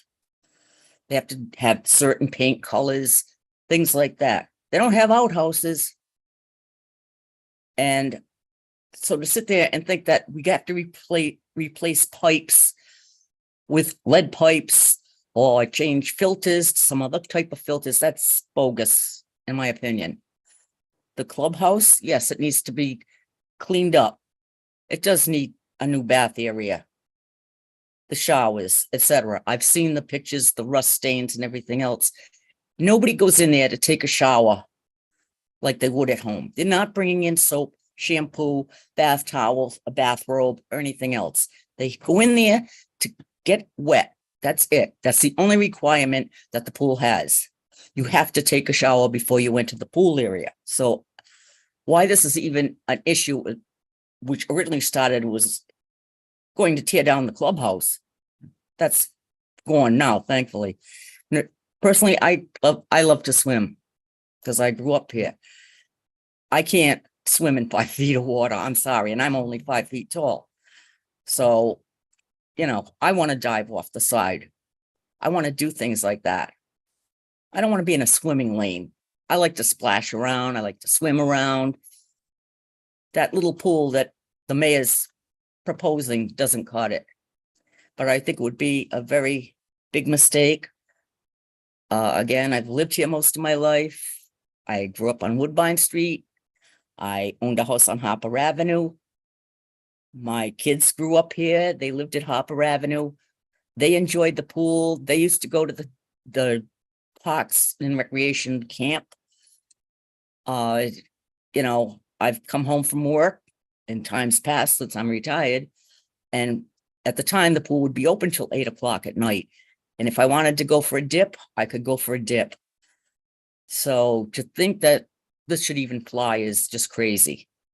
We were sold a bill of goods with Eitri. Not that the people didn't deserve it. And I know how hard our councilman worked on that one and is not getting all the credit he deserves. But it's a lot of money that was put into that. but we can't do the same thing for this part of the city. Providence, in the meantime, Mr. Rickman in Providence is trying to have a new pool built, almost the size of ours, and it will be an indoor pool. We don't have that luxury. Now, if the mayor wants to spend $4 million and make at least half of it an indoor pool for the winter months, fine and dandy, but leave the pool at the original size. Summers, if it was rainy, we used to go to Park View. We brought our pool tags, we went to Park View. Now you can't even go to Park View because that pool isn't working. So we have a problem. I have no confidence in our administration, none whatsoever. We're told everything is after the fact. It's already in place. It's already done. You can Excuse me, scan. I'm sorry, I'm gonna have to interrupt. We have a Okay. long list of people that still wish That's to be fine. heard, so I appreciate your understanding. Thank you. Okay, thank you very much.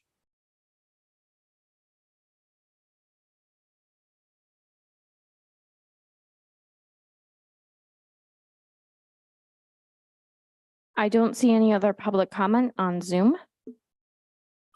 I thought we had 30-something people, no? Okay. Oh, someone else raised their hand. Okay, go ahead. Tina Dumas.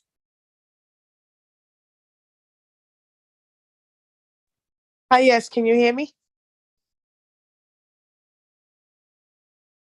Yes, we can hear you. Hi, yes, I'm Tina Dumas. I'm from 145 Preston Avenue in Cranston. I've been living here all my life. I grew up here also. I have taken my older children when they were younger to Bunlong Pool. I actually had a baby of my own 10 years ago. I took him to Bunlong Pool maybe once or twice, and I tried to sign him up for swimming lessons, and they were full that year. That the year before COVID came out, they were full, and I couldn't send him for swimming lessons there. Then once the pandemic came out, we couldn't swim there. It was closed. So now my son is 10 and I obviously can't send him to swimming lessons there because it's closed. So I am for opening the pool the way it is. Absolutely. Again, I've heard people talk tonight since 7 o'clock, and it would be beneficial for the pool to stay the way it is and reopened. Again, so other people can have swimming lessons of the next generation, and hopefully they would not miss out like my son did when I tried to sign him up for the swimming lessons. As far as the proposal for the mayor of Cranston, again, you can't fit all those people in a small pool. That's not gonna work. So I'm for the big pool. If there's damages to it or if it needs to be repaired, repair it. Us taxpayers pay a lot of money in the city of Cranston, and I wouldn't mind paying, helping out paying for city taxes if it's gonna repair that big pool. I would not like paying for the small pool if it was to go that way. Again, I pay a lot of money in Cranston, and I would be more than willing to help out to repair the big pool that's there now. Thank you.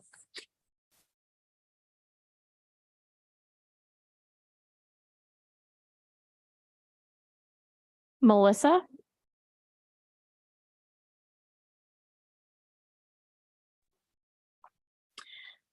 Yes, I hope you can hear me. My name is Melissa Willis, and I live at 720 Pontiac Avenue in Cranston. In 1988, my family moved to Cranston when I was 10 years old, and my younger brother and I, we spent so much time in the summer at Budlong Pool. It was the place to be and the place to be seen. And even though that pool is enormous, and it really is, I mean, like someone said earlier, it's one of the biggest in the country, it was always packed.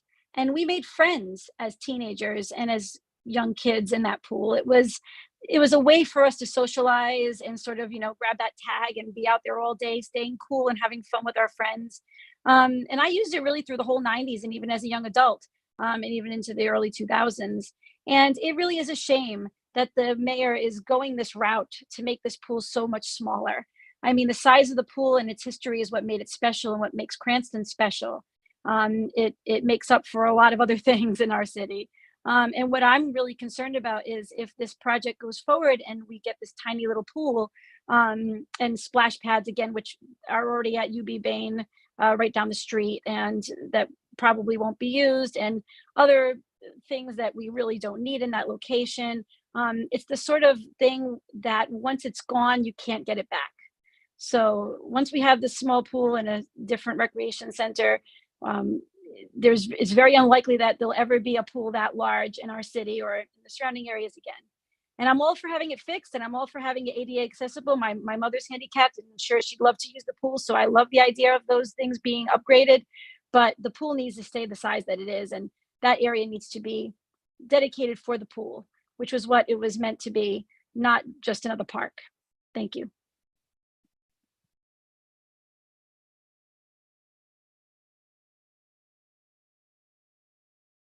I see no other public comment online.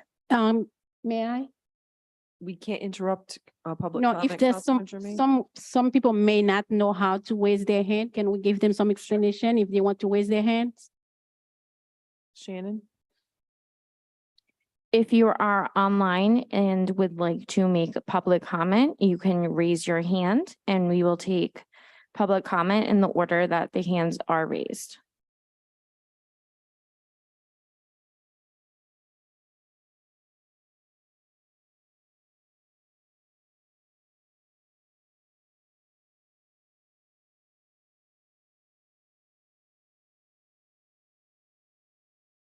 Enid Calais.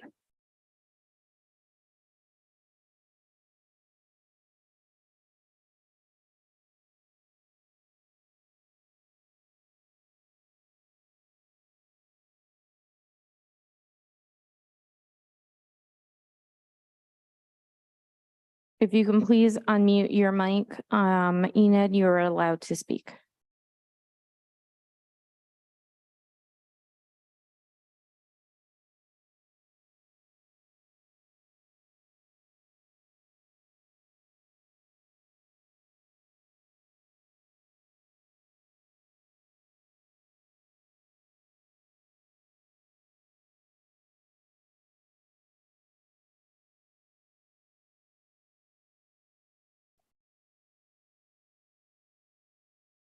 Enid Calais, we see your hand, but you are on mute. We've asked that you unmute. We're gonna ask one last time. If you can unmute your microphone if you wish to be heard at this time. Can you hear me? Now I'm trying to unmute. Can you hear me? Yes, now we can. Thank you. Okay, sorry, I'm new to this. I am Enid Calais of 406 Park Avenue in Cranston. I moved here in the early 1980s, and I was told what a wonderful community this is for families. And I really can't think of anything more important for families than this pool. The size may not have to be quite as big as it is, and I've been in larger pools, so I can't imagine. The pool in Fontana, North Carolina is much larger than this and was built at the same time. But if they could build this pool during a time of great economic hardship, which that program was, then they can keep this pool open now.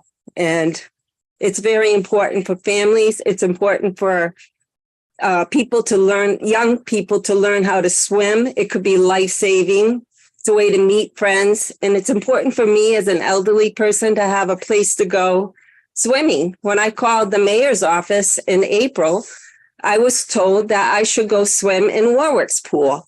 And I don't get it. I don't live in Warwick. I live in a great town, and I want to go swimming in my town. I don't want a splash pad. That's just a fad. Thank you very much.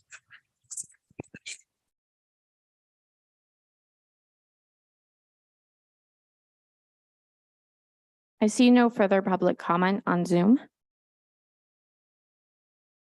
Okay, Public comment on Zoom is now closed with, and in chambers, if there's anyone who has not already been heard this evening in chambers that wishes to speak, you can do so at this time before I close public comment. Please keep your comments limited to 4 minutes and please state your name and address for the record. Thank you.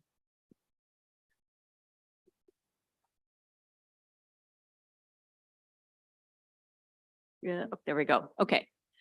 Thank you. My name's Monica May and I live at 66 Kenyon Road in Cranston. And I feel that a swimming pool is just a basic amenity that a city needs to provide for its citizens. It makes it a more desirable place to live. It's certainly a community builder. And I also think it's a public health issue with the climate crisis as it's developing. As it gets hotter, it's going to become more and more necessary as a resource for people to cool, and no, a splash pad is not the same thing.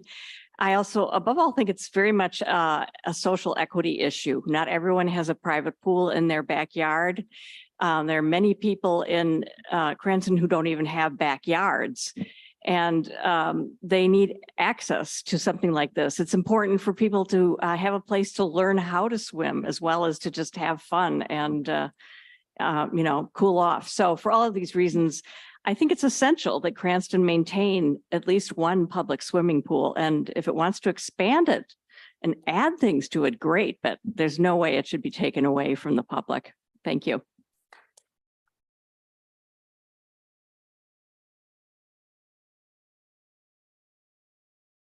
Right. At this time, public comment is now closed. Next on the agenda is reports of committees. And before I go to that, I will just for the public, because the council will address the Budlong Pool later on in the agenda this evening. But next up, we have report of committees and Councilman Donegan. Thank you.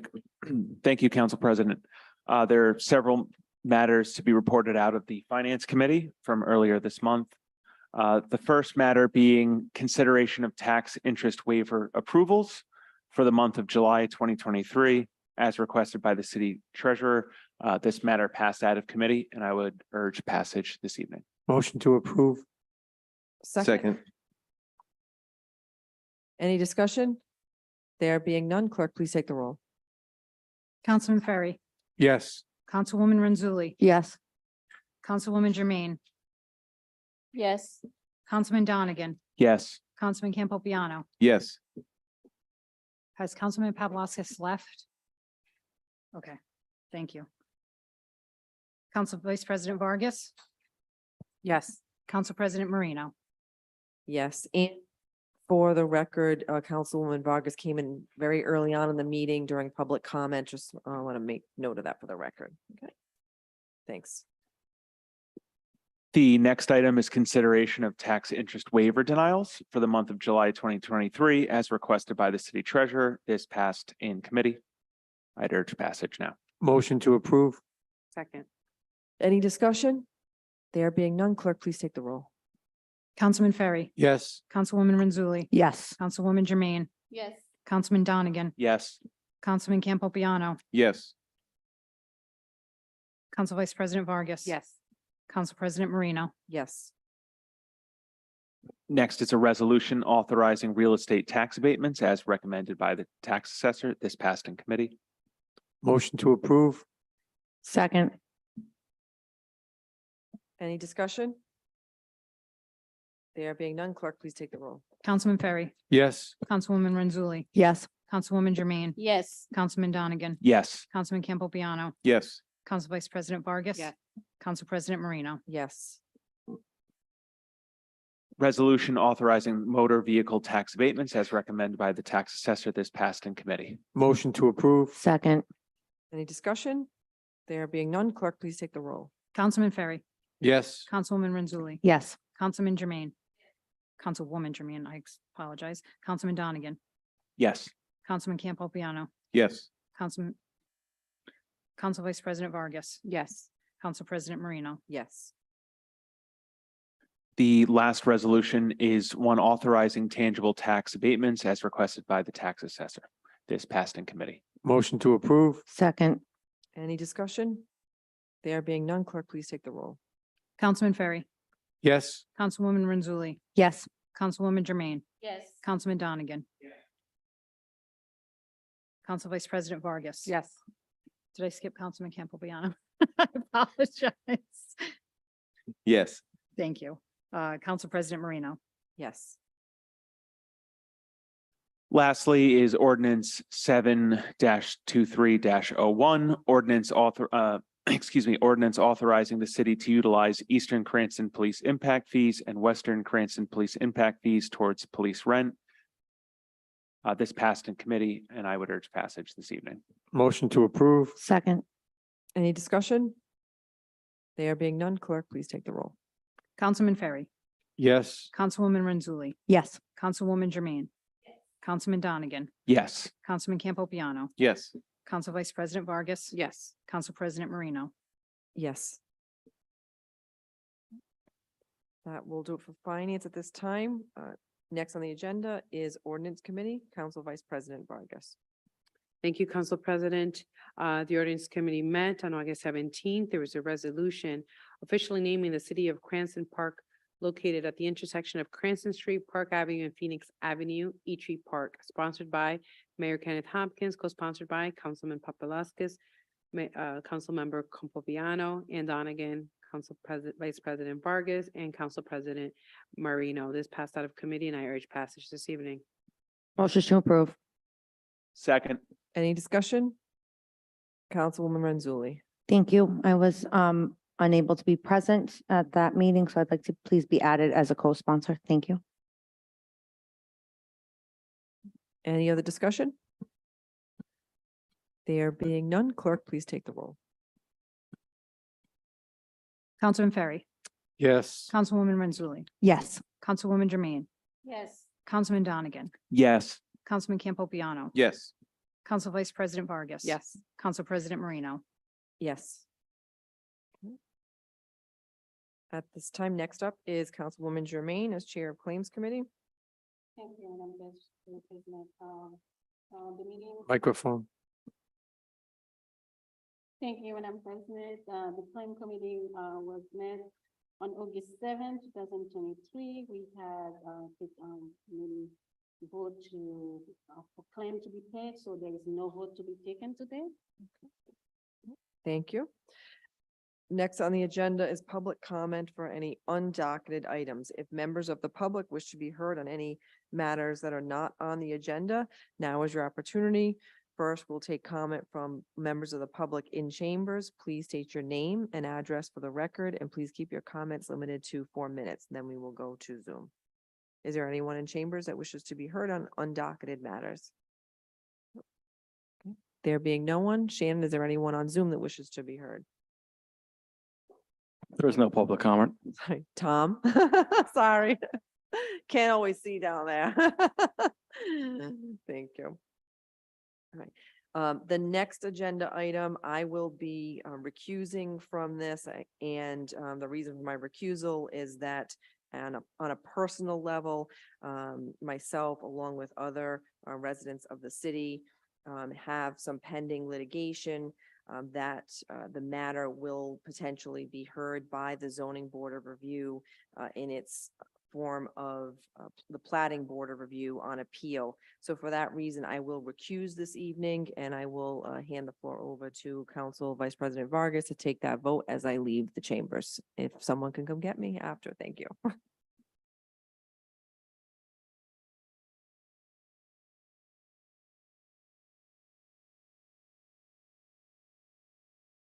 Thank you. Next item on the agenda, the appointment of city officials. This is the reappointment of Carlos D. Zambrano to the Zoning Board of Review for the term of July 23rd, 2023 to July 23, 2028. Is there a motion to approve? Motion to approve.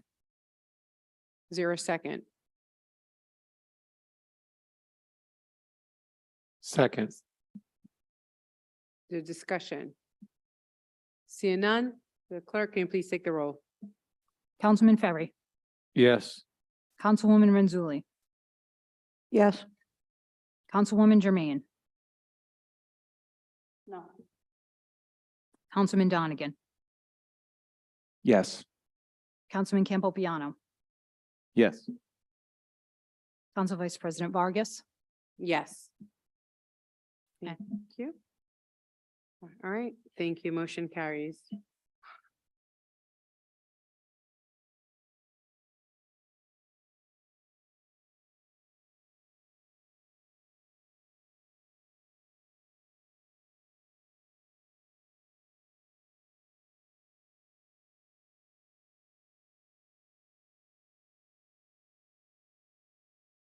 Okay, next up, we have report of city officers, which are none. Next will be executive communications. We have the legal expense analysis that was provided for the period of July 1 to August 22, 2023, with no votes being taken. Does anyone have any discussion, questions from the administration? Councilwoman Renzulli. Thank you. I suppose this is for the administration. I'm just wondering, I see DeSistos has a pretty big number here. I don't know if it's appropriate to ask now, if it needs to go in executive session, so someone can tell me, but how much more do we have on these cases? Is there any estimate how long this is going to go on? I don't know if anyone can answer that, or if it's, you know,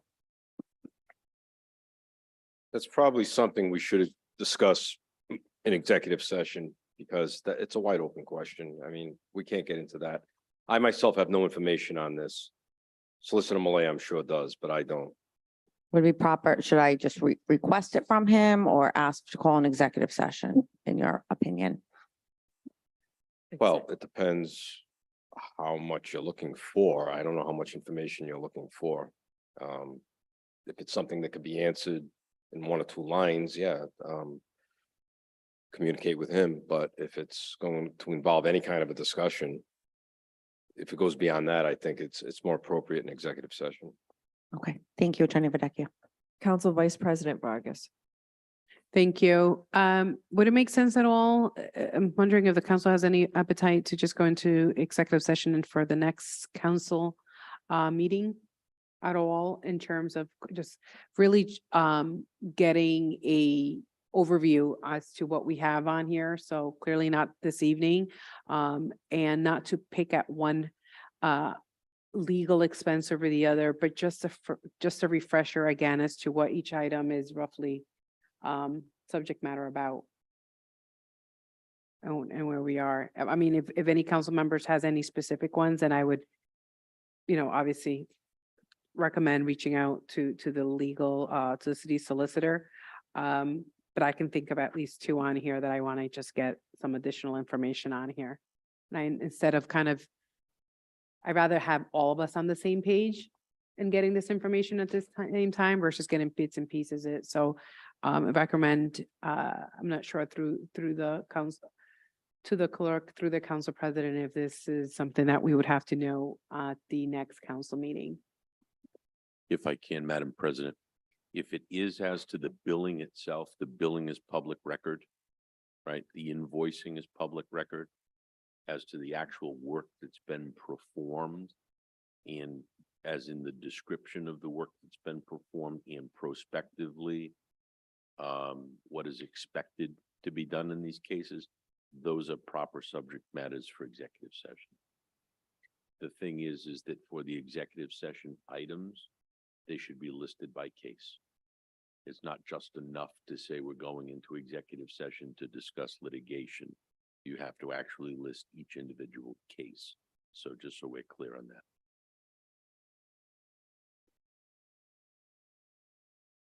Okay, so to the points being made by Council Vice President Vargas and Councilwoman Renzulli, if there's a specific litigation matter that you want to have heard, why don't you, reach out, and then we can schedule that executive session for the next council meeting. Okay. And just a reminder, just do it well in advance so that the clerk can make proper accommodations, and so that the solicitor can be available to answer those questions. Okay.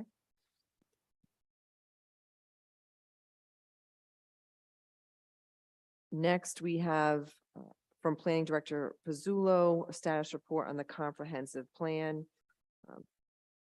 Through the clerk, did Director Pizzulo send an update? There was an email addressed to council that I was CC'd on that was sent at 3:12 PM this afternoon. Can you just read that into the record for us? Absolutely. Counselors, we will be holding our first introductory meeting with Wesson and Sampson, the comp plan consultant, possibly on September 20th. This meeting date needs to be agreed upon by the City Plan Commission at their regular meeting next week. At this meeting, they will discuss the anticipated process, a rough timeline, milestones, opportunities for public engagement, and expectations for the City Plan Commissioners who have to vet this plan prior to it being forwarded to the City Council for your consideration. I will email the council next week with the agreed upon date for this special introductory meeting, which will be duly posted and streamed per city code. We just met with the consultant this afternoon, so I had little to report until we are able to hold that meeting. Contact me directly if you have any other questions. Thank you. Any discussion from council members? There being none, next on the agenda is from the administration, Budlong Pool Public Meeting.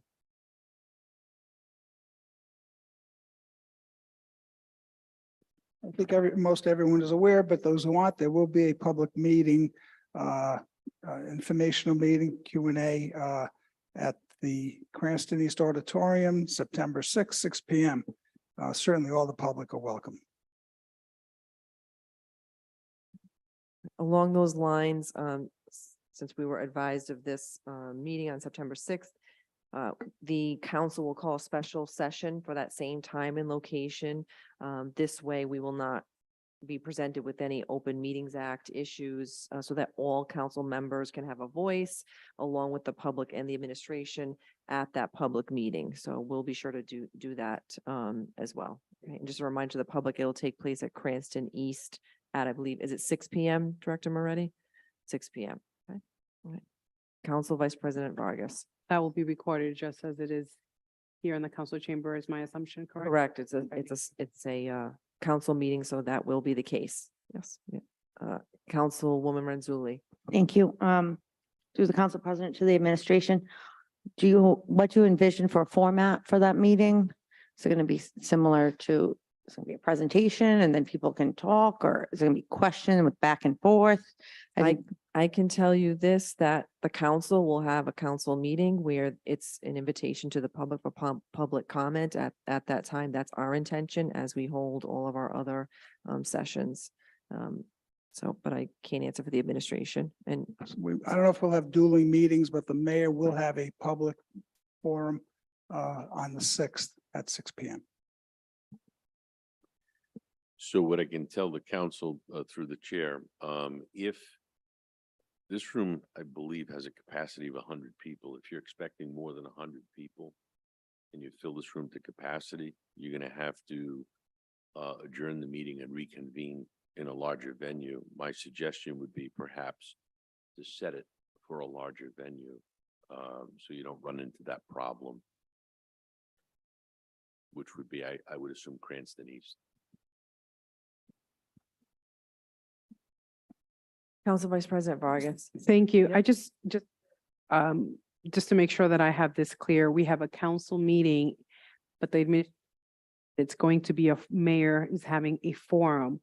Are there two separate meetings, or is it one council meeting relatively just with the full focus of Budlong Pool? I just want to make sure that I'm clear on that.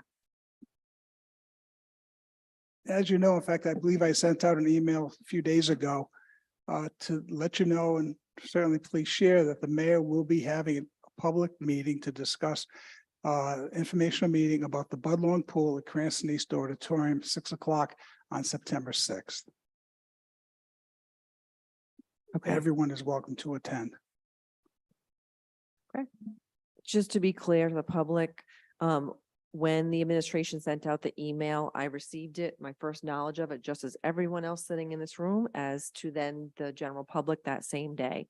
So if I knew in advance that this was going to take place, I would have happily coordinated and had it present at the same time that we'd be having a session as council, but that was not the case. And again, we as council, as much as we appreciate the administration generally saying that council can be there. The law requires council to hold a formal meeting in order for us to speak. Otherwise, we will be violating the law. And so that is not what this council is going to do.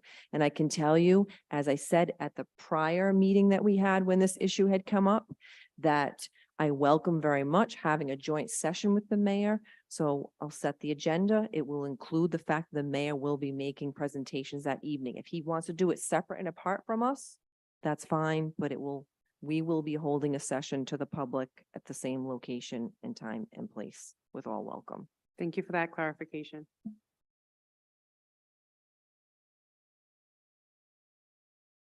Next on the agenda this evening is from the administration, the Governor's Learn 365 program.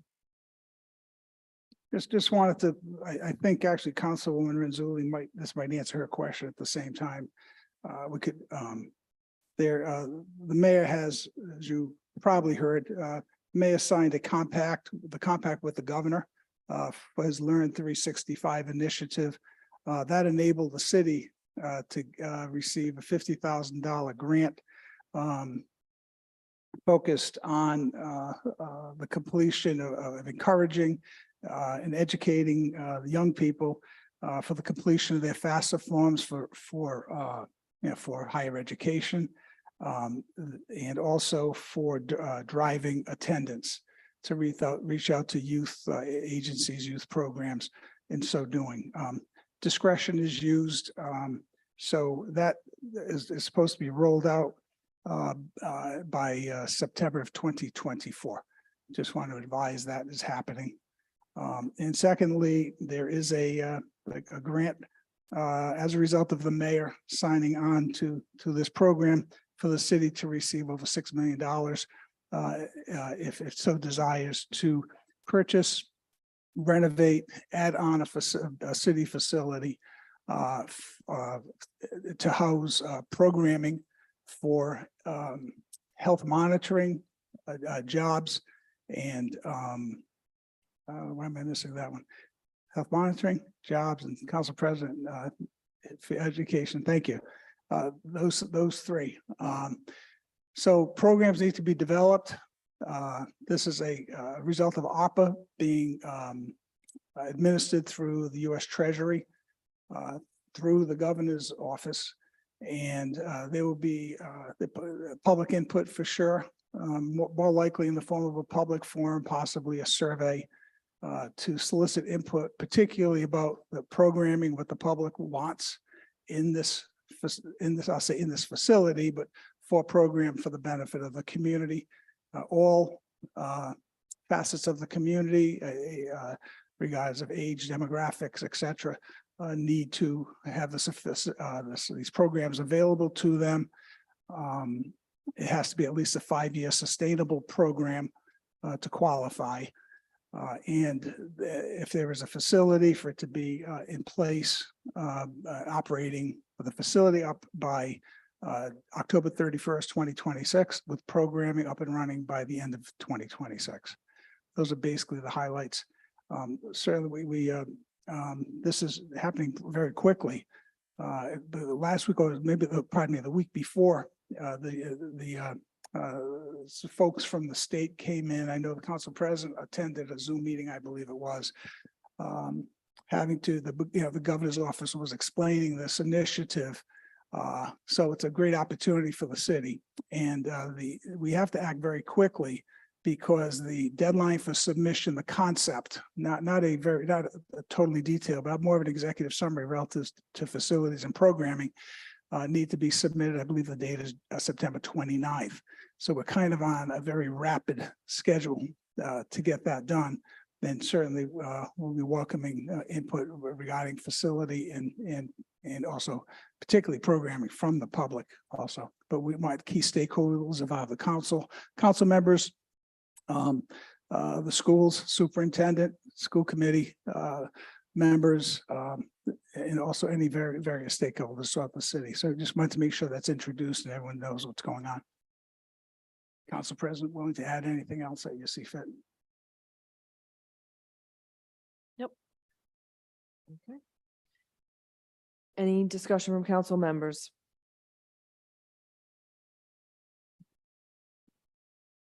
Next up is under communications. For me as the council president, I'd like to take these out of order. The status of the municipal court clerk position, if the administration can advise as to the status, the prior meeting, that position was to be filled. So I'd just like to have a status on that since it's a shared council. Council appointment. President, Mike, can't hear you. Oh, since it's is that better? Sorry. Since it's a shared position, being appointed by the city council as the municipal court clerk, but it's also a union administrative position for the clerk, for the court, sorry. Yes, there's been the recruiting process, posting process for city employees. It's a number of internal city candidates applied for the position. A recommendation from the chief judge was submitted to the mayor. The mayor certainly wants to do what the chief judge wants and has selected an individual. That person, the plan is over the next couple of weeks to transition the person from a current position in the city to that position. And hopefully the target is 2 weeks, but that is a target, could change somewhat. It's in and around September 11th, in and around. That's when we expect the person to be there just about full time after transitioning. Should I reach out directly to Director Favicchio of Human Resources as to who the person is and when the start date time is, so that the council can then move forward with a nomination for the municipal court clerk? Am I able to say the person's name? That's the only reason why I withheld it. I'll defer to legal counsel. I don't think it's necessary to say who the person is. You don't need to, so why even go there, but.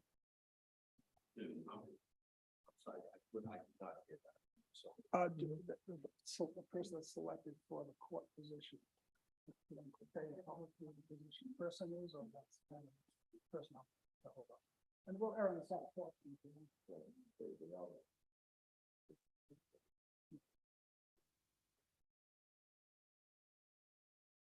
Okay. All right.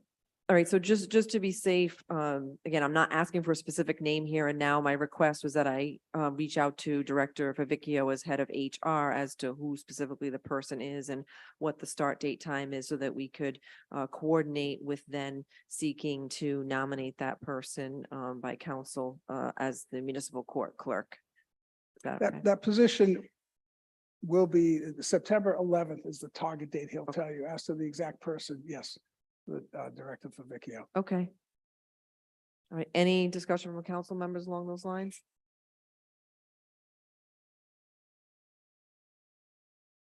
Councilwoman Jermaine. I'm just curious, is that the process we always follow, or is there a difference in this time in having a municipal coach? Clerk? I didn't understand the question. Councilwoman Jermaine asked if this is the process that we normally follow when we have a municipal court clerk, or is this somehow different? This is a bit unique, that it is a Teamster position, and therefore the city needs to abide by the Teamster contract. In the contract, it's internal city posting first to qualified individuals. If there are qualified individuals passing the examination, it would be a selection from those. The mayor has the opportunity to select from the top 3. The recommendation came from the chief judge to the mayor, and the mayor wishes to abide by the chief judge's recommendation. So it is very much normal process. It might be a bit different. Something very different is, should the city council wish to also appoint that person as the quote unquote clerk of the court, having more official responsibilities. They have those responsibilities, but in more of an official capacity. It'd be the city council to appoint the clerk of the court, and I can defer to council president for more information on that. All I can say is, my understanding is that the council gets to appoint a person to the municipal court clerk position. And as has been explained to us previously, that position is a shared position with a union position. And the primary salary comes out of the union position. So that's when we defer to the union position, the administration for that process, and then nominate the person through council. That's what's been advised to me. Whether or not that's consistent with the past, I can't say. May I just add to that perhaps, or the council person? Oh, whatever you say. Councilwoman Renzulli first, and then Sure. To the director. Thank you. Through the president to the director, I'm just wondering, will we get a resume for this person? Will we know who we are essentially nominating ahead of time? Just, I don't like to vote for people who I don't know who they are. Go ahead. What I was going to say is, and probably refer to the attorneys, is I am told this by one of our solicitors, that the council doesn't not necessarily have to appoint that individual. The clerk of the court can be any of the judges, perhaps. There might be others too. So it doesn't mean you're limited to that one person. That's what I've been told. I certainly defer to legal on that. That's absolutely true. We can nominate whoever we want. It's subject to the vote of council for the municipal court clerk position, not the administrative assistant position. Yep. Council Vice President Vargas. For those that are listening or watching us, is the reason is because the municipal clerk has pretty much separated from the city and took another opportunity elsewhere, and we wish her the best in her new career, in her new chapter of her life. But that's the reason why we're having this conversation. It's not a brand new position. It's that the employee left and it's left it vacant. And so if there is a union position that moves forward and takes this position, it may leave another position vacant at that point. That would probably most likely have to be advertised as well, as that is so that but I don't want to go down that path, but I just wanted to make sure that folks knew what we were talking about. Thank you. Anyone else?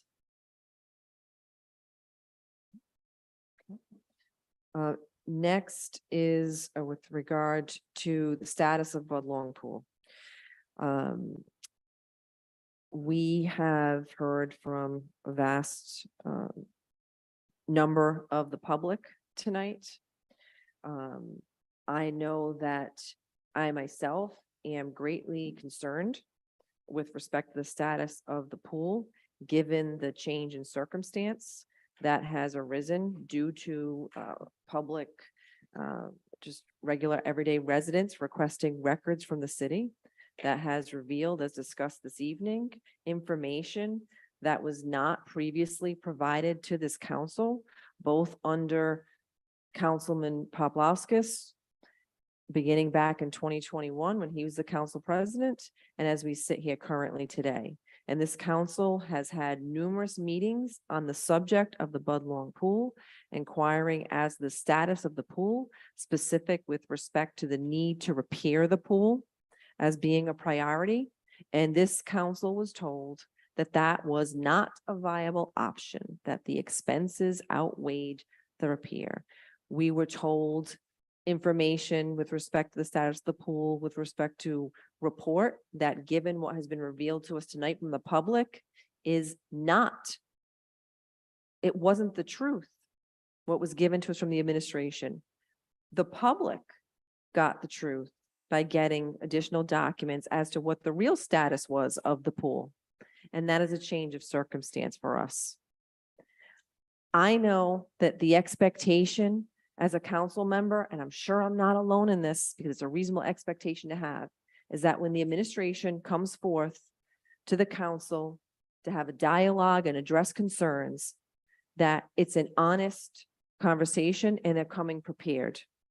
And what we have now heard, much to our surprise, is that wasn't necessarily the case. There were already discussions with certain engineers.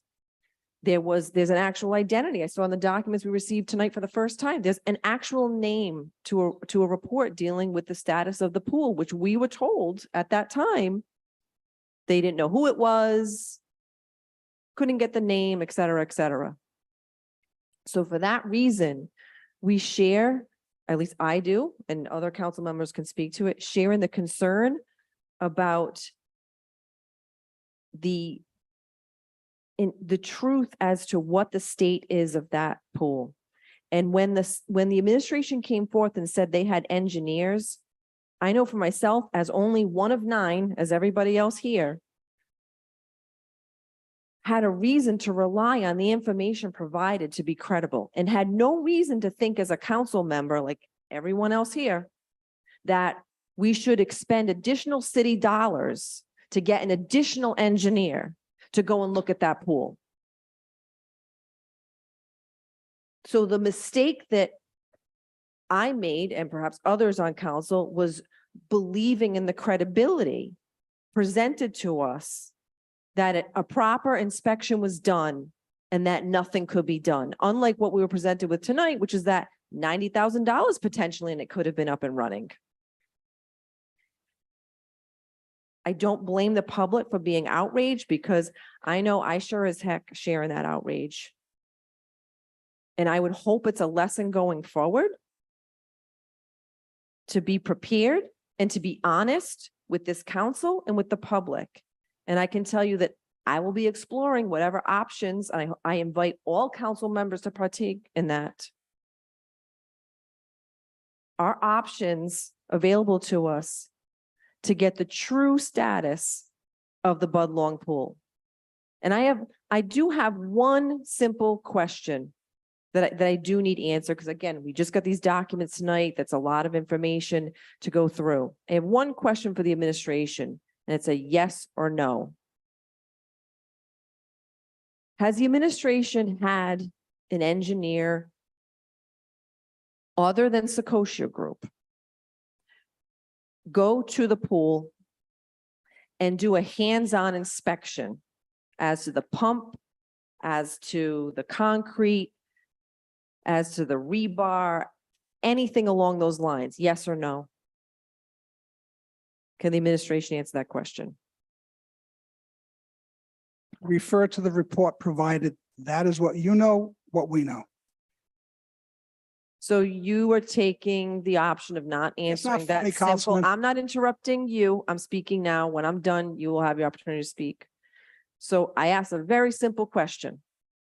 Other than the Secoshia Group, has there ever been an engineer that has gone under this administration to the pool to inspect the pool in any way? Yes or no? Yes, Next question. When was it? I don't have the date. What year? 2023. Was it? I'm not here to be interrogated, ma'am. You can choose This is not to answer the inappropriate. questions, I choose but not can to answer ask the them. questions. This is a fiasco all evening and you're leading it. So you're not going to get direct responses from me. Please be tuned to September 6th. I have every right to represent. You the can ask whatever you constituents, want. And I I'll don't give you your interrupt you, Mr. Moretti, and please don't Yes, ma'am. interrupt me. And I find it insulting that I have to say it for the second time this evening. Oh. It seems like every meeting on. of late. Let's go. What do you want? Okay. I am here, as everyone else sitting in here in this council chamber, to represent the public, okay? They have presented information that differs than what your administration and you specifically presented to this council.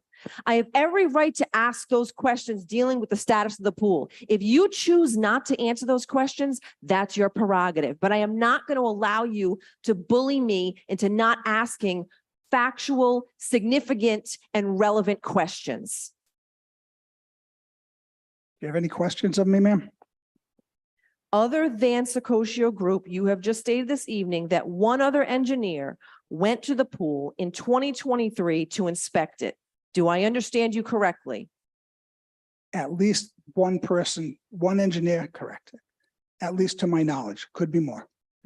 Was that engineer employed by the city? Employed by the city, Meaning a salaried employee of the city or director of the city? that have been to the pool, yes. That's to- the engineer that you're referring to that was in 2023 that went, other than Secoshia Group?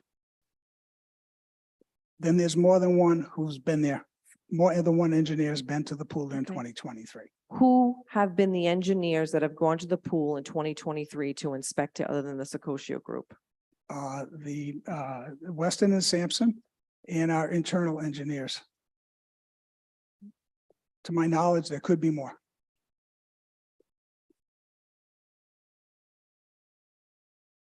Again, I don't have complete answers. You asked the status of the pool. I would have to take the stand to give you further information and recollect.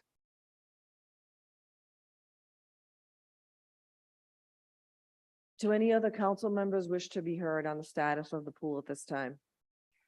Councilwoman Renzulli. Thank you, Madam President. I'm sorry if I am confused, so excuse me if I am, but did the Federal Hill Group go to the pool Not to In- my knowledge in 2023. when they first did the report, the first one that we got? And if you I don't did- know, just say you don't I know. did not participate in that, so I had no knowledge of Okay. who was there. Okay. Can we find out if they did and tell us after? I'm just Sure. saying the reports line up, so if they did go and the new people went, then maybe it lines up. Sure. Thank you. I'll tell you, though, it's something how the information was just prepared by the public, but there's already conclusions by members of the city council, what they're saying versus doing diligence to do proper vetting. And there's two sides to every story. Most attorneys would know that. So I just want to mention that there are two sides to every story. So please stay tuned to September 6th. Happy to answer every single question. We'll have all the people there. More than happy to tell you the truth, which is we've been saying all along. And I don't like the connotation of mistruths coming from the public, which is acceptable. It's politics, but coming from this council to already draw conclusions at this time without even reviewing the information or asking challenging questions to the administration, and already drawing conclusions. That's very biased. Council President. Councilwoman Renzulli. Thank you. I'm not sure who this question is to exactly, but I recall that a member of the public did say that the APRA request was incomplete. I believe they didn't receive all the information that they wanted. So I want to say that I would like that information too, and that maybe we could draw a better conclusion if we have complete information from the original APRA request. Maybe we're not getting a full picture perhaps because we don't have all the information. Just a possibility. I don't want to draw a conclusion one way or the other because we're looking at incomplete information and just accepting it when the public is even saying that they don't have the complete information. So that's just something I want to put out there. We would like to know what information that they're saying is omitted. We need to know that in order to respond and provide information. So, and if you know of the information I you'd don't like know. us to see, we'll be more than happy to provide it as we've been doing. I do not personally know. I have But I only can't read heard of this people's minds. You information can't read tonight. people's minds. Yeah, I don't know. I've never heard of this until it was presented to me tonight, but I just don't want to draw any conclusion based on information that's not complete. And I don't know that any of us really should. I don't know what information is going to come from to complete that APRA request and what direction it will lead us in. But either way, it's not fair to really draw a conclusion based on just what we have in front of us if it's an incomplete story. Maybe I'll put an APRA request of my own. I don't know, but I'm just saying that I understand where the public is coming from. I understand what Council President is saying, but I understand what the administration is saying too. We can't really, if we're doing our jobs, come to a complete conclusion based on what was given to us tonight when the public says they didn't even get everything that they asked for, because that's not fair. We don't have all the information. And we deserve to know what the public is asking for. We'd be more than happy to comply. But we cannot read anyone's minds. We don't have that ability. Councilman Donegan. Thank you, Council President. Director Moretti, if we could, through either yourself or the Solicitor's Office, any records that are shared pursuant to aforementioned public records request, if all documentation related to that could please be shared with the City Council, that would be appreciated. So I would like to formally request that, and any other future information that or records that are provided pursuant to that public records request, If that could supplementarily be provided to us as well, I'd appreciate that.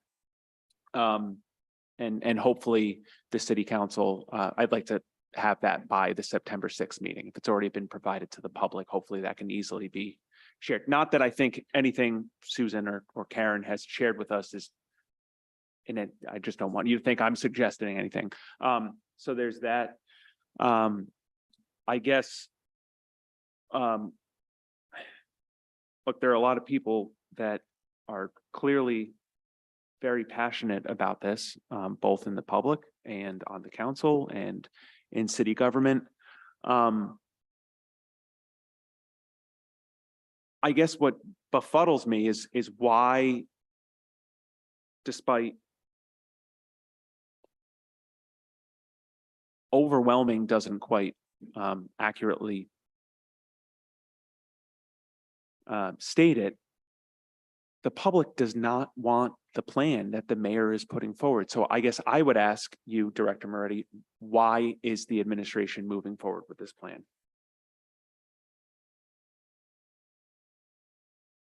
There's been reasons. First of all, there's been reasons articulated. The primary driver, the proof being the engineer's report.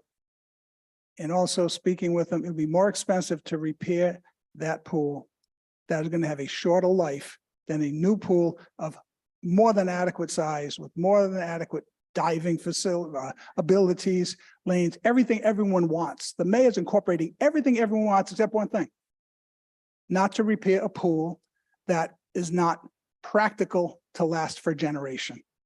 To spend a similar amount in more money to repair a pool, it's very simple. That won't last as long as a new pool that you don't need to staff it. So be financially irresponsible, and it wouldn't last the life of a new pool, wouldn't be as efficient as a new pool, to cost, to operate, to staff, etc. The mayor's looking out for the taxpayers and satisfying every request by the public, with one exception. We lose the historical value, whatever that is, of a large pool that's obsolete, that is way over capacity, way too costly to operate. That's the fundamental answer, but there's a lot more to be said to that. But that's in a nutshell what the rationale behind the mayor's feelings. At the September 6th meeting, will a figure be put to what it would actually cost to There will be fix estimates. the current pool? There'll be estimates like anything else. You don't know until it's bid. But yes, there'll be some estimates provided. What are those estimates? I want to see them myself. Well, I did ask the question, what would be more costly or less costly? The answer, more costly to repair than replace with new pool, as I described. I don't know the exact number we're going to see. I don't know. And you're not going to know until it's bid, until the job's bid. You won't know. What's the approximate cost of the mayor's plan? Probably in the ballpark, but do not quote me, about $3 to $3.5 million. Might be 3.6. So I know whatever I say is a lie. So I'd go with that lie for now.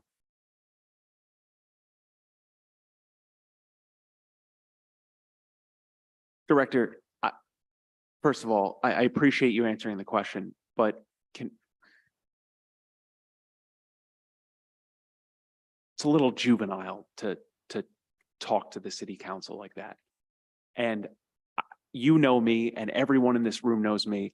I mean, that's just ridiculous, what you just did. So that's bullshit, the way you just conducted yourself, and it's unbecoming of everyone I here. will not It's be lectured here. disrespectful.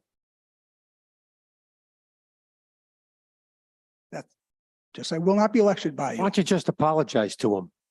Why don't you mind your own business? All right. Council Vice President Vargas.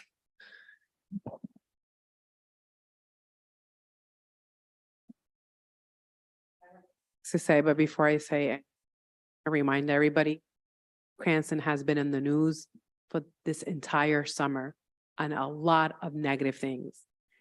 This conversation taking place and the fact on the disrespect that I'm witnessing right now adds to that news component of where we stand, as we clearly have NBC 10 right here on Zoom. So let's just make sure that we respect one another, the tone.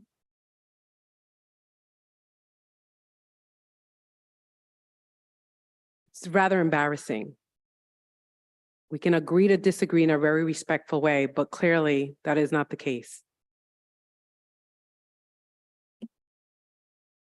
Administration Director Moretti, I think it would be very helpful for that September 6th meeting to have a timeline of events that I think would be more so of a visual provided from day one of all these conversations, any information, whether it's from the previous administration, if you do have that, if you don't, start with the current administration that you're currently working for under Mayor Hopkins' administration, and provide that timeline of events so that we can all have, because we can create it on our own based on the information and also on the FOIA that we have in email exchanges.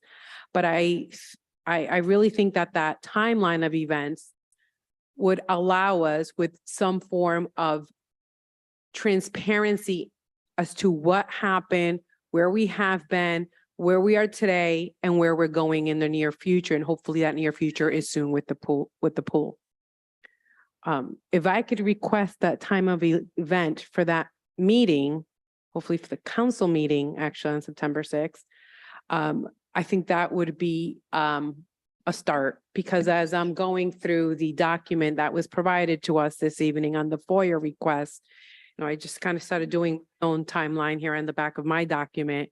And I didn't get a chance to really read all of that as it was just handed to us, other than, all the other emails that we all as a council members have been receiving from our constituents here in the city of Cranston. I think that would be very helpful. And to the point of the FOIA request, thank you, Councilmember Donegan, for also requesting that information. And, Councilmember Renzulli in general, I want to make sure that we are all on the same page as to any documentation, which is why I'm asking for the timeline, so that it could actually line up to what has been requested from the constituent and submitted to us, and to what the administration also have. To add to that, if there's anything missing on this FOIA, and I can add this to the next council communication, is making sure that every meeting that is recorded here in the city council, particularly in this conversation that we've been having, the Budlong Pool, does not get cut off, and that the entire recording be uploaded, whether it's to YouTube videos or wherever our videos get uploaded to, and that nothing gets cut off. So when someone's speaking, that from the minute the meeting starts to the minute the meeting ends. And maybe that's what the FOIA request was also alluding at, that there was documentations and videos missing. Because I know I was told by a few members of the public that there was some videos that are also not missing that are not fully uploaded. So I don't know who has control of that. If it's the administration, along with our computer tech, not to put Tom Lima on the spot, but I want to make sure that we are transparent. Because one thing that I'm hearing is that if we're getting mixed information from the administration as a council, this evening, this information was submitted to us. The trust that we are having with our constituencies is broken. And so how do we expect our constituents to trust us as elected officials and to trust the administration if we can't have transparency amongst ourselves and communicate within ourselves and provide the constituents that they need, or that the administration provides us with the information that we need? This has been a very long coming conversation about the Budlong Pool, not just since this year, for the last few years. I think we all are in agreement that we want to see the pool open, and we want to see it open come next year. Whether or not that is the case, depending on the renovations, is what I would like to have, what I would like to hear from the administration at this next upcoming meeting that we're having with the subject matter of the Budlong Pool, as to what is the timeline, what are the visuals, what is the mayor presenting, what is he requesting, where's the community input on all of this? If this is one of the few meetings, is this going to be the last meeting? Where do we go after the next meeting? I don't want to continue to see on the docket every month for the next, term that I have left. And then there are after the council members coming in as well, having, continuing to see this on the docket. The pool has to be addressed. We want the pool. I don't think none of us are in disagreement with that. And I think the mayor hopefully wants the pool too. But let's make sure that we have the community input. And I think we owe it to our constituencies. We owe it to just the city overall on where we are and what is the timeline and what are the next steps. So we can have that conversation and we could actually get there. So in summer 2024, there's at least groundbreaking, construction taking place. And we have a timeline as to what's going on. Thank you. Councilwoman Jermaine. Thank you, Madam President. As you know, I have this communication on the docket every month about Budlong Pool. When I started to put it on the docket, it's when I realized we have been misled. There was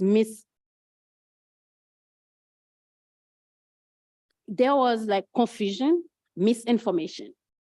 But I wanted to get the bottom of it. That's why, if you recall, I invited Mr. Tony Liberatore.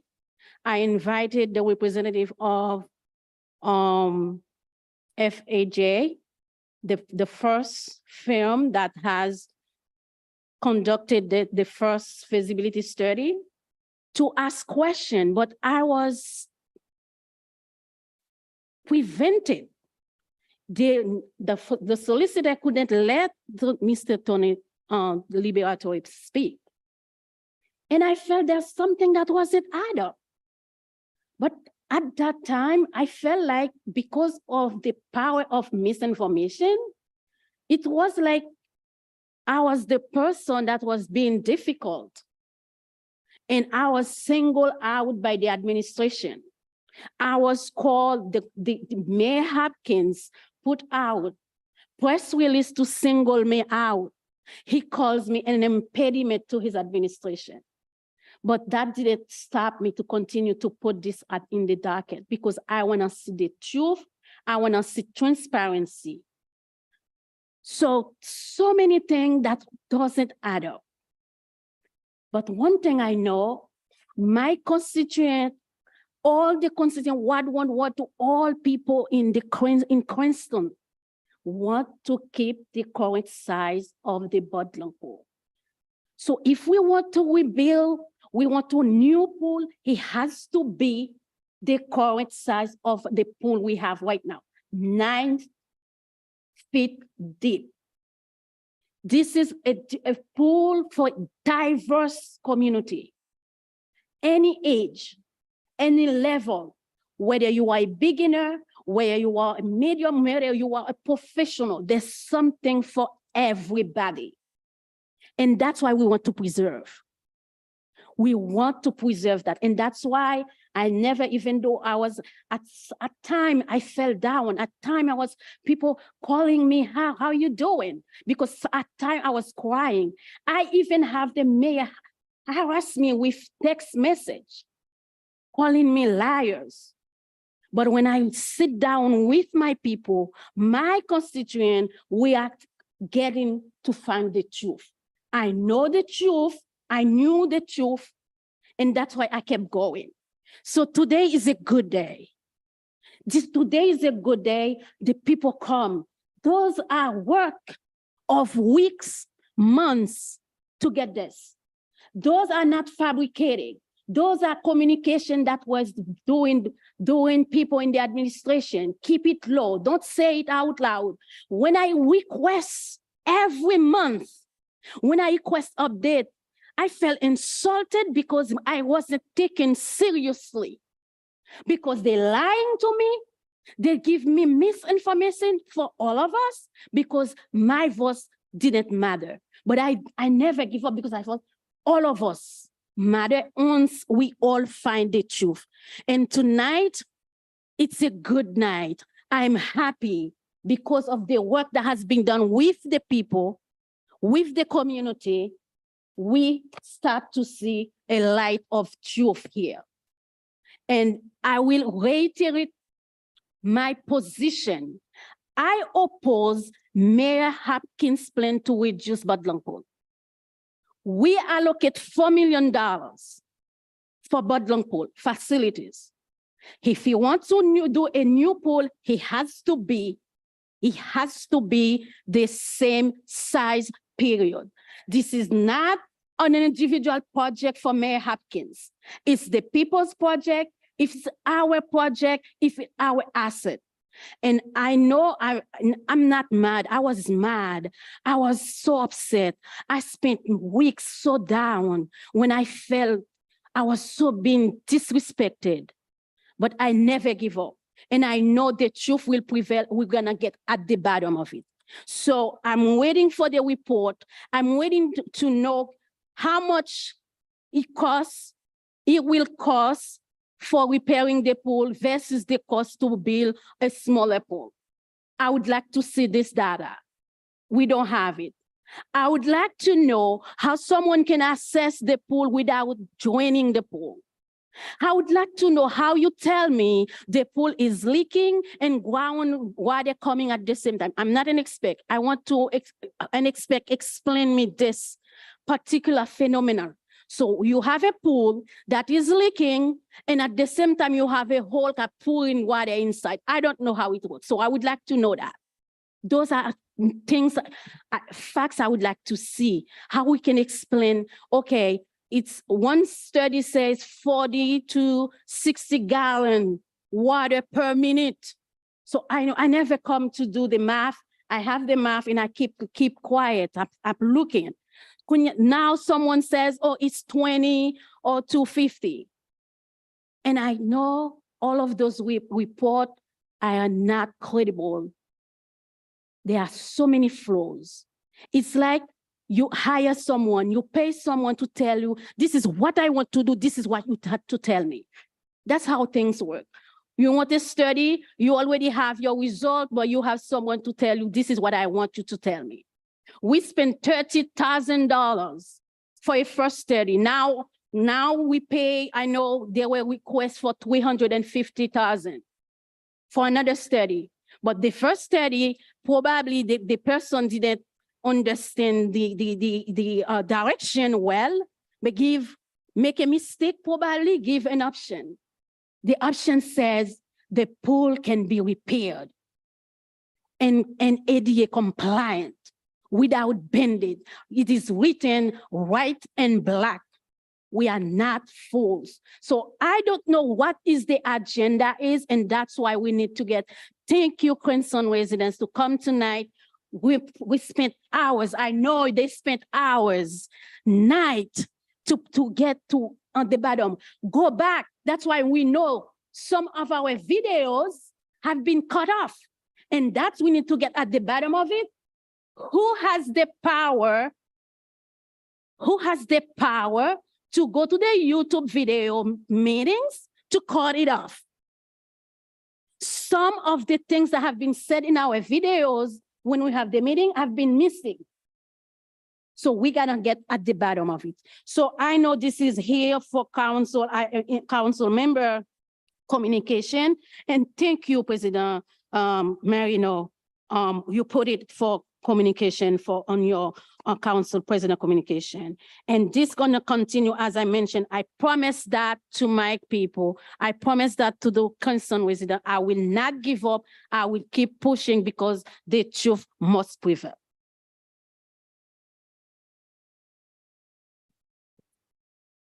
Any other council members? Councilwoman Jermaine or Councilwoman Renzulli? Can I add one more thing? Yes, yes. Councilwoman Jermaine, yep. if you Yes, wanna- thank you. Sure. And I'm so happy. I'm so happy that we have another resolution. We have a resolution. It's not gonna be heard tonight. Thank you, Council, Donegan, and all co-sponsors for the resolution. We asked to have a pause on that because one thing I want to add now, I met with Mayor Hopkins, good intention in the administration. And we talk. And he sent me a picture. I said, that's good. The thing is, I'm raised to behave, to give people time to discuss things. I cannot be angry with you without having facts. I cannot be starting to be in opposition with you without having all the facts or anything in hands. When I keep asking the administration to give me facts, to give me what is the number, what do we have, where we are. And that's when I realized that I've been played. And one thing, that's why Mayor Hopkins keep harassing me with text. He said I was on board. I was on board on what? Because I never has the whole document, what we have, how we explain. It's always something that is covered up and something behind. And now we have a resolution to ask, and we passed a resolution. 9 of us on the council, President Papauskas, we passed a resolution to say to fix, renovate, restore Budlong Pool. We all 9 councils signed, co-sponsor this. And now we have one again to say, no, stop, because some of us, I will say, some of us were a little bit on board. We said, yes, because we were misled.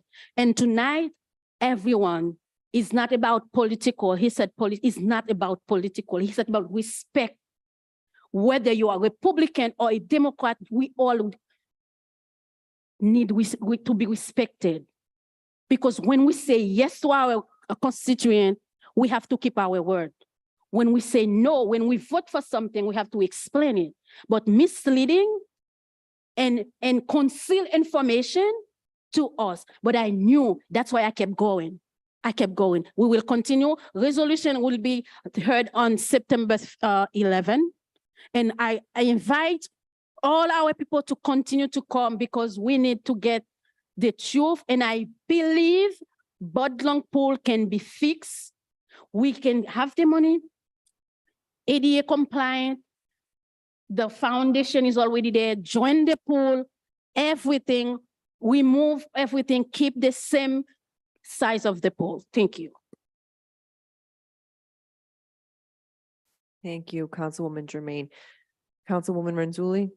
Thank you, Madam President. My apologies for not asking all my questions in one turn.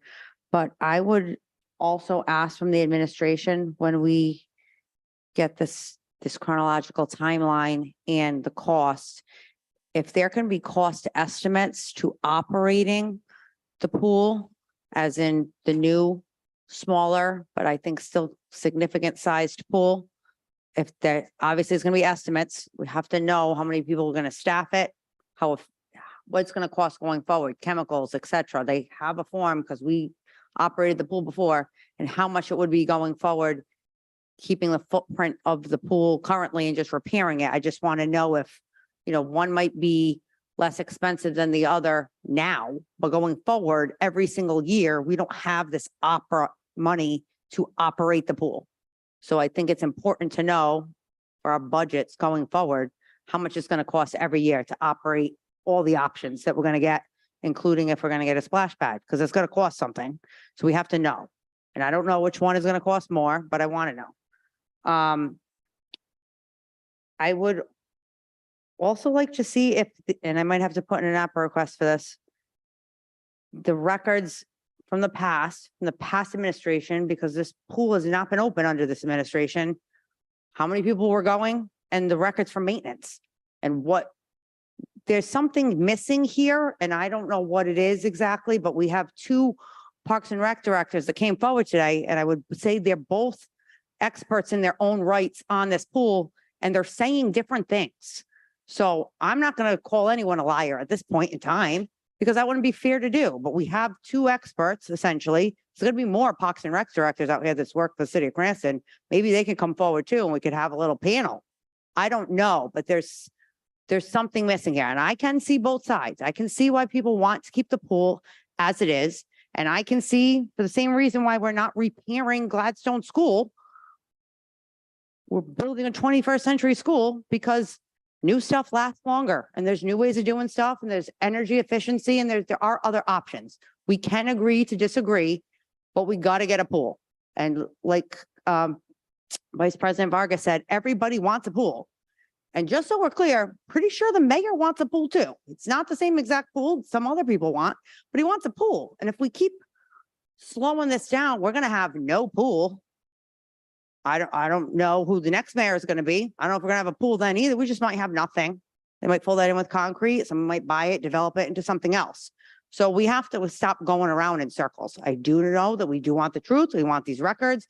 I want more records because there's more to this story, obviously. But I don't think it's fair that we start throwing around the word liar right now, just based upon what we read tonight. But we do need the information. So I would like to formally request estimates going forward of what it will cost to maintain either option. Thank you. Councilman Campopiano. Thank you, Council President. There's a lot of emotions here tonight.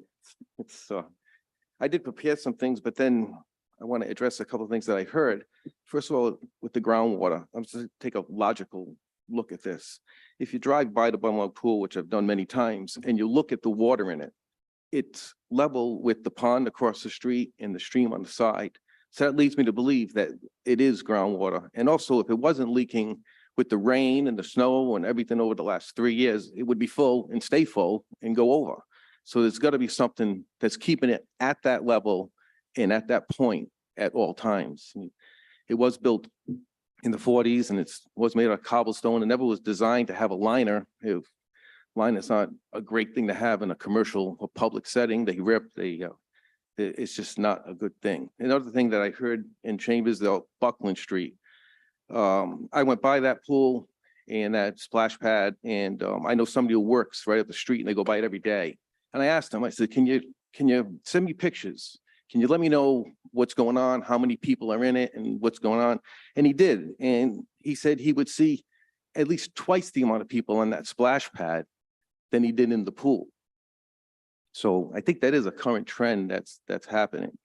And also something I heard tonight was about families. And I did talk to a few families and with younger kids, and they said they weren't crazy about going to a pool that was large, and they felt more comfortable with the plan that the mayor put forward. Now I can switch to what I wrote earlier. I feel this whole movement about the pool is being driven by emotion and not by logic.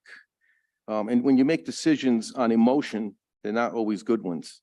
They're typically not. We need to be more progressive in our thinking. And like we heard earlier, other cities are moving towards these other programs. I talked to, let's see if I can find it here. I talked to other cities of Parks and Recs and discussed the size of their pool. And they, both in Massachusetts and in Rhode Island, and none of them have a pool this size, and it's adequate for what they have in their city. I also talked about upkeeping, and I talked to a former lifeguard that was at the Budlong Pool. I think it was 2008 until 2013, and he was in charge of 25 other lifeguards. He says that one given time they needed 8 people in the chairs and 2 roving lifeguards. He had 25 lifeguards under his control, and in today's market, that's a pretty big task to have 25 lifeguards on duty. I heard just today that part of Scarborough and some beaches in Narragansett didn't have lifeguards, and they were roped off, and you're at your own risk. So I would hate to see the pool shut down because it requires that much staffing. Especially when the state of Rhode Island's giving out $500 bonuses to become a lifeguard. That's something that's pretty tough to compete with. What else did I have here? I also heard that, you know, in these chambers that we need to be creative with lifeguards. Well, the name of the position is lifeguard. We can't be creative with that. We need qualified people. And so that is a concern of mine. I'd hate to see it closed if we were short-staffed. And he also said there was occasional fights at the pool because people came in from other cities, and I think they came in from other cities because it being a larger pool, and we'd have the only one like that around, with kind of an invitation for people coming from all over, not just Cranston residents. So I don't like the idea. I like the family-friendly idea of the pool. And the other thing is, I think if we did downsize it, it would be the capacity we would find, because in Providence, there's more pools now, and other cities, there's more pools. So there's more places for these people to go in. You know, this would be more for the Cranston residents. So I think we need to follow the current trends of the other cities and make the right decision for the city of Cranston. Thank you. Any other council members who haven't been heard who wish to be heard? Nope. Right. I'm going to wrap this up now on the discussion of the Bud Long Pool by saying this. Council Vice President Vargas, yep. I'm so sorry, Council President, but I really felt the need to say this, and I could be confusing this specific one board or not, but just something as an FYI, the city council has an architect and engineering board, of which there are 2 vacant positions, one for the majority party, one for the minority party. Just food for thought down the line. If we ever wanted to actually go outside and get our own type of engineers, or go, there is also a board that we have here as the city. Just wanted to make sure that that was noted on the record as well. Thank you. Thank you. Broken record yet again. I'm nauseated, as I think everybody in this room, that we are still here without a pool, that we are discussing it again. The public doesn't want to come here. The public doesn't want to do public records requests for the information. It's very simple. I said it at a previous meeting, like about a month ago, and I'm going to say it again. This is not rocket science. We are not reinventing the wheel. The council has appropriated money through ARPA up to $4 million to get the pool up and running as soon as possible and for as least cost to the city as possible. The notions with respect to the expenses, we have done this before as a city. This is not anything new, so we should have no problem continuing to be able to do it going forward. In terms of the shortage of lifeguards, it doesn't mean that we do not have a pool in this city. Warwick has public pools for their residents. Providence has public pools for their residents, and we used to too.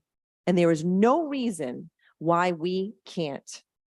And we have done everything as council members to make sure that happens. We do not control the day-to-day functions of this administration. We rely on them when they come before us, that they are telling us and giving us accurate information. So when they represented to us as a council that the cost to repair was going to be more than it would to replace, we believed them, and we had every right to believe them. And yet we get something tonight that gives us additional information right off the bat. A $90,000 estimate prepared in June of 21 that was never presented to this council, despite it being on numerous agenda items and discussed before this council. No one ever told us that the administration received a repair estimate for $90,000 to get the pool up and running.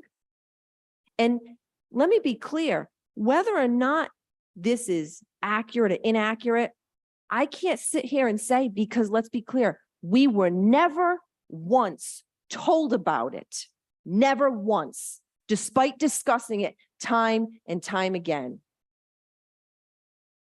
It's not impossible to get a lifeguard. Other cities and towns do it. We can do it too. Firefighter, whatever. It just needs to happen. And we shouldn't have to as council people, say to the administration, we want a public records request to get information? Are you kidding me? This again is not rocket science. If the true goal is to get it up and running as quickly as possible and for as least cost possible, then this is what they should have already been doing.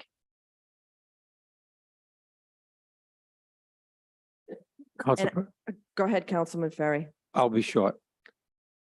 I'd be remiss if I didn't thank the people that worked on this, because I know they spent dozens and dozens and dozens of hours and made many, many phone calls and followed everything up and put a report together that kind of shames me.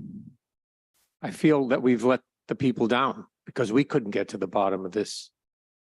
We sat here every month hoping that we were going to get the truth and we were going to get the facts and we were going to get what we wanted, and we never got it. And it took the people, and I've thanked them more than once. I don't feel alone anymore, that they did this on their own. We didn't make them do it. We didn't force them to do it. They found out that we've been misled, lied to, and information was held from us for 2 years. And I thank you for finding out this information, because it makes me feel better. And you're right, tonight is a good night. Thank you. At this time, I'll save my last well wishes for the last item for the evening. I'll move on to council member communications. Councilwoman Renzulli, you have an update on Learn 365 RI funding. Thank you. The questions that I had were previously answered already by the director. I'm excited to hear more about what we plan to do with the funding. The $50,000 that we've already been awarded from the state, and what we may be able to do going forward with the possible $6.1 million. That's a good chunk of money that we could be helping supplement the educational programs for the kids in the city. Thank you. And I'd like to keep this on as a council person communication going forward for myself. Thank you. Any other discussion on that topic? Okay. There being none, Councilman Donegan. Thank you, Council President. So I had requested for this to be put on here before I had a brief conversation with with Director Moretti, I think last week. But just since we're here, for the rest of the council, 2 weeks ago, I had the opportunity to meet with two representatives from Providence Water, who asked me to meet with them to discuss a really exciting project that's going to be coming to Cranston. And that is, they are going to be leveraging funds from the bipartisan infrastructure bill, as well as grants provided by our federal delegation, free lead service line replacements in the Arlington Gladstone, or to certain properties in the Arlington and Gladstone neighborhoods. They've identified about 300 properties. This will be free. There's no strings attached. There's no catch. It's free. The planning for that, I think, is forthcoming. I don't know if Director Moretti has any update on that, but I would just say to residents, as this starts to roll out, residents in that area, in those neighborhoods, be on the lookout for information regarding this. And again, it will be free, and certainly Providence Water, myself, the council, and the administration, I know, are all going to partner to work together to get this information disseminated to everyone, to make sure that people have clean water.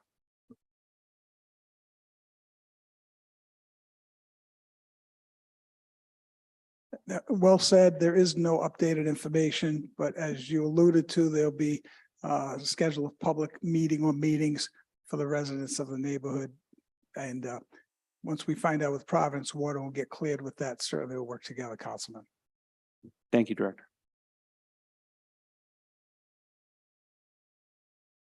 Council Vice President Vargas. Thank you. Thank you, Council President. Council Member Donegan, I'm sorry. Can we make sure that communication, if at all possible, other than English, that it's in Spanish being the second spoken language here in the city from the US Census. Can we have that in Spanish as well? We can.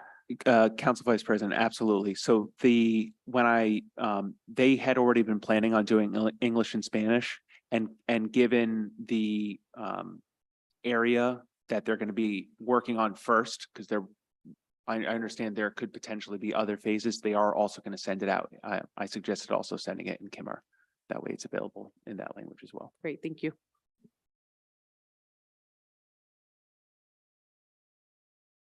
Councilwoman Jermaine. I think Council Donegan mentioned a little bit what I was about to ask.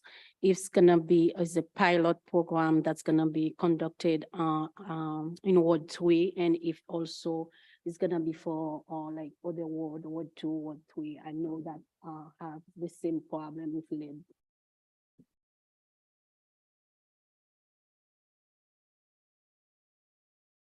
I'm sorry, Councilman Donegan? I can only answer based on the conversation I had with Providence Water, and certainly Director Murdy has my understanding is they work to identify the area with the highest need at the onset. And they identified this being a geographic area that met certain socioeconomic and identifying lead risk hazards that made this to be the place that they would begin. Concur.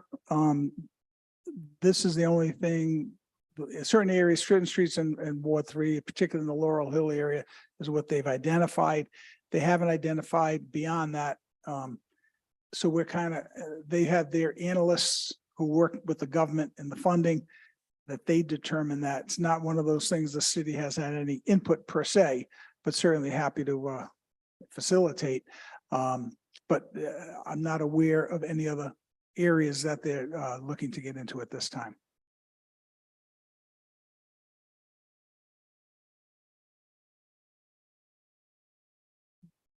And just to be clear, Councilman Donegan, basically the Providence Water made the determination as the areas of need on objective criteria. Is that fair? Okay. Next up, Council Vice President Vargas. I'm all set, Council President. We can actually remove that from any council communication that's been taken care of. Thank Okay, you. thank you. And Councilwoman Jermaine. Thank you, Council President. The first communication, it's about Button Port. We just talked about it. So I think as I mentioned earlier, we will wait for next meeting we have. As you mentioned earlier, there's gonna be a meeting on September 6th. So we can continue this discussion. And also, please continue, Madam Clerk, to put it for communication on the next month, September as well. So I would not stay because I already spoke about it. The next communication I had, it's about street paving. So this is an issue that since 2020, I first got elected, I have been receiving complaints about street that has not been paved in the southern part of Park Ave precisely. And I have residents that has told me they've been there for 35 years. The street in that area that has not been paved for 35 years. And the condition is dearly. And the residents have been emailing the administration, email all of us about when. I have a particular resident that is really mad at me, actually, at Council Ferry as well. You know, we have a mutual resident. And he, since 2020, he's been saying the same thing. And I remember I submit a list of streets because I visited those streets, I walked those streets 2022 again, and they are in dire situation, dire need for paving. But nothing has been done for that particular area. So I want to make it clear, I don't say there has not been work that's been done in the city. But there are places where that have been neglected over 35 years. And that's why I would like to have an explanation. Why? Those streets need to be paved. Why they have never been in the list? Even though I submit the list, I submitted the list. So I would like to have some explanation. I can explain to the resident, this is why their street have not been paved.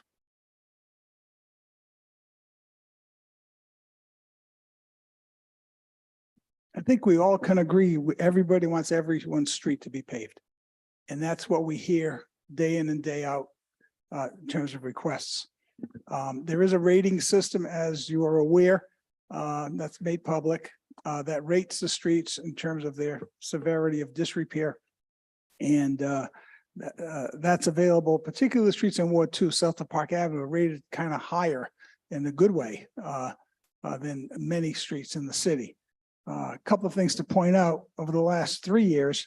Ward 2 has been favored in terms of had the most amount of, I know you don't believe this, given the expression on your face, Councilwoman, but statistics show that for the last 3 years, 27% of the streets that are paved to the city were done in Ward 2, followed by 18% of the streets in Ward 5 and 16% in Wards 1. So very disproportionate what the work that's been done in Ward 2. Not to say that every street shouldn't be done, not to say those neighbors are wrong. But Did you say 27%? the last 3 years, 27% in Ward 2. 18% of the streets paved in Ward 5 were in Ward 5. Now, some of the wards changed, actually. It was, you kind of have to check that a little bit, given the recent, the recent the redistricting. Ward 1, followed by Ward 1 with 16%. Ward 6 in 4 and 3, 14, 14 and 12. One thing good about some of the work being done, Ward 3, more attention will be given to Ward 3 combination, which was very good actually with Providence Water, but the CBDG is earmarking funds for the low mod districts, which would affect Ward 3, possibly a little Ward 5, possibly a little Ward 2, but certainly Ward 3 would be a highly likely candidate. Those are just facts. It's not an opinion. Just want to share that with you. Dr. Moiti, let me tell you something. I understand what you said for the past 3 years, but remember that with the redistricting, so some of those areas have not been in Ward 2. So even though they've been paved, in the past, they wasn't part of Ward 2. So the core where I am asking, where I have been receiving all those complaints, 35 years, that's why they say it's not one person saying that. So I understand based on your analysis or research, you found 27 in the last 3 years. But do you remember when we have the redistricting? So it's last year. So last year we have some of the part that were Ward 3, Ward 1, that now Ward 2. So what I'm saying is there has not been work done in Ward 2, but where we need it the most, it's been neglected. That's a fact. Okay? That's an opinion. That's a fact. Well, that's an opinion. Statistically, you can look at the facts by being what was paved in the ratings per the consulting company, the engineering firm that came up with the assessment. Now, unless the engineering firm is wrong, and very well maybe they are, but that's the data that we have to go on. So that's the data that we have to make informed decisions. Whether that be incorrect data, we wouldn't hope so. We hope it'd be objective data from reputable engineering firms. What I'm saying, Dr. Moody, is I don't discuss whether the 27% is correct or not correct. That's not what I'm saying.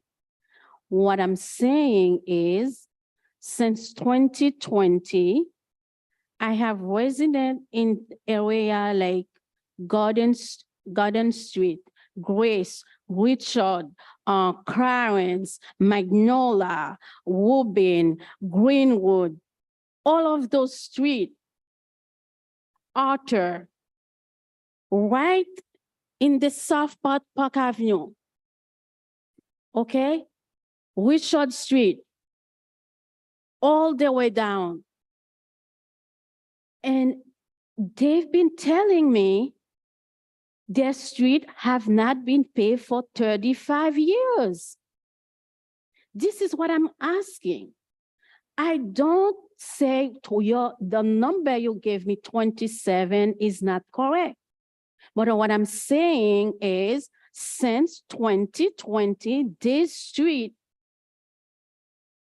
have been putting in a list, and I submit this list to the administration.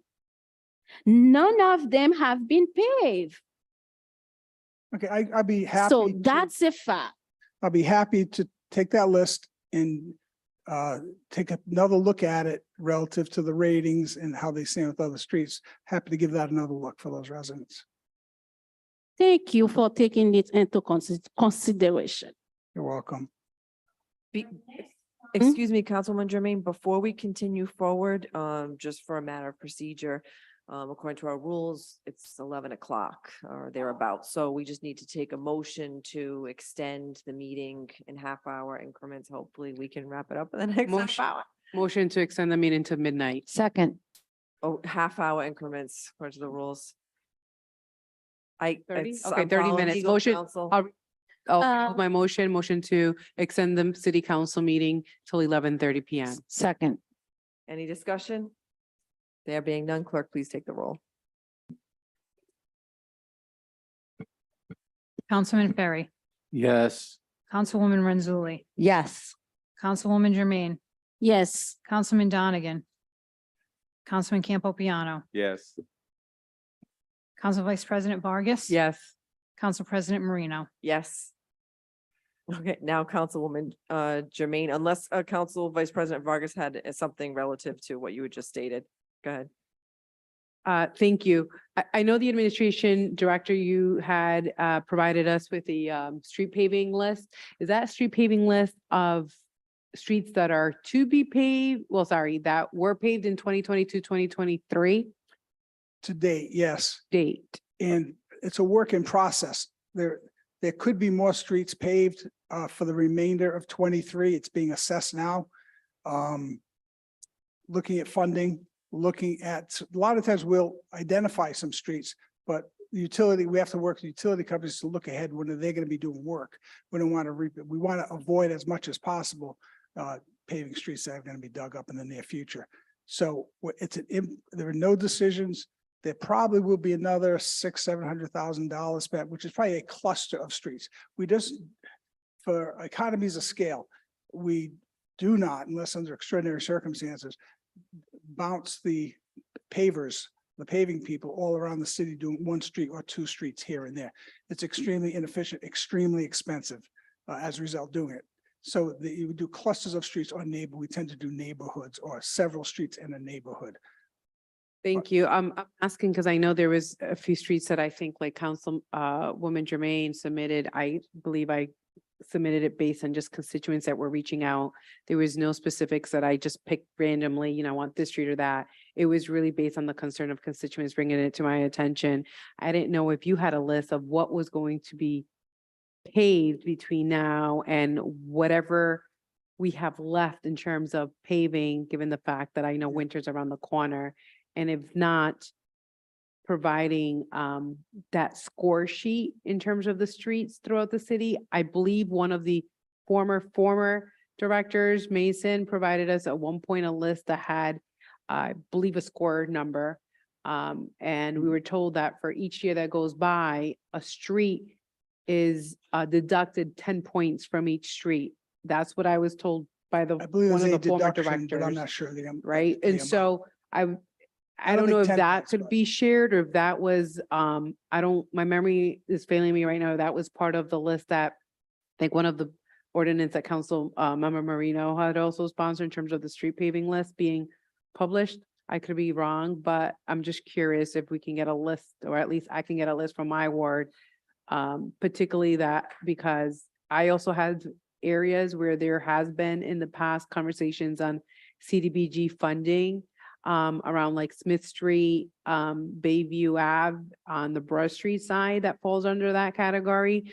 But also in general, just to get an idea, given the fact that you have also shared that Ward 1 is at 16%, the least of all the wards, with the exception of Patuxent Village, of course. No, And I actually, know some of the streets were done a few years ago after water and other actually- utilities were in the city, in the area. actually, Ward 1's in, I'll say, third place with 16%, Ward 5 with 18.2 at 27%. Then you have Ward 3 at 12%. And 14% each for Wards 4 and 6. They're on the lower side too. Okay. So you're about So- number 3. All right, well, give or take, right? But I'm just curious, that email that I sent, I'll look it up and just kind of resend it to the top of your inbox. to get you see the if street there's any ratings, way, what so have that way I can get a census to where we are on that for this year, at least for spring next year. Thank you.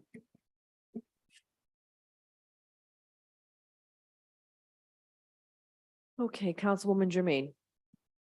Thank you, Madam President. I think I have two more, but I'm gonna send those two for the next meeting. So as we cannot stay long, we have half hour, we have more left. So my next one was discussion on the sewer infrastructure bond. So I know we had Cranston resident vote for a bond for sewer part of infrastructure.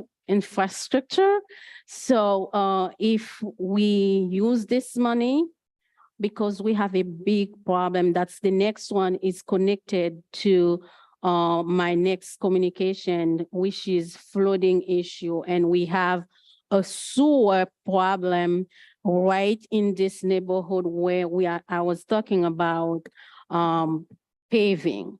And since 2020, I have many residents that have reached out, and one of them almost lose her property because of flooding.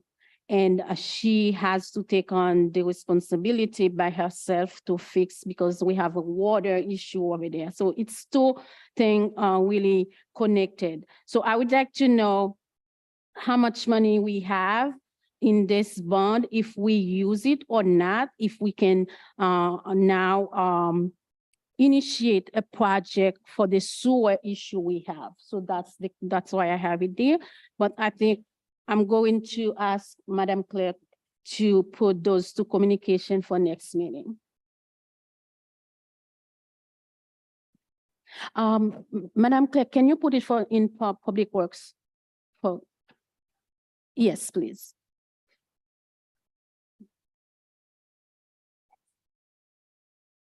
All right. Thank you, Councilwoman Jermaine. Councilman Ferry. Oh, yeah, I'll be really quick. The first item was 1025 Phoenix Avenue. My intention was just to make the administration aware that something's happening at that property and that we should really make sure that it's all legal and nothing's happening that shouldn't. I'm not a judge of whether they're doing anything right or wrong. I just wanted to bring it to your attention. In preparation for your question today, what I received is they did apply for a building permit for an addition of a shed to that property and for the uses to maintain it as a barn. and there are no zoning applications. So that's where it is straightforward, but understand, we heard the testimony tonight, and to certainly be aware if there's any different activities going on. It could be considered substantial. Okay, and the second thing is, since Channel 10 is on here, I'd like to thank them for letting us know about Costco. Can you give us an update on Costco? Not a lot. What we do know is Costco plans on submitting zoning modification requests to the city. I assume that to go to the zoning, certainly planning board and to the council through that process. Certainly public hearings to be involved, and there very well could be DEM hurdles or applications that need to be satisfied along with DEM. Much beyond that, they've expressed that they plan to locate at right where the old former medium security building is. Is it off Goddard in Howard Industrial Park? I believe beyond that, I guess I have to leave it to their plans, whatever they're going to bring forward. It's basically what we know.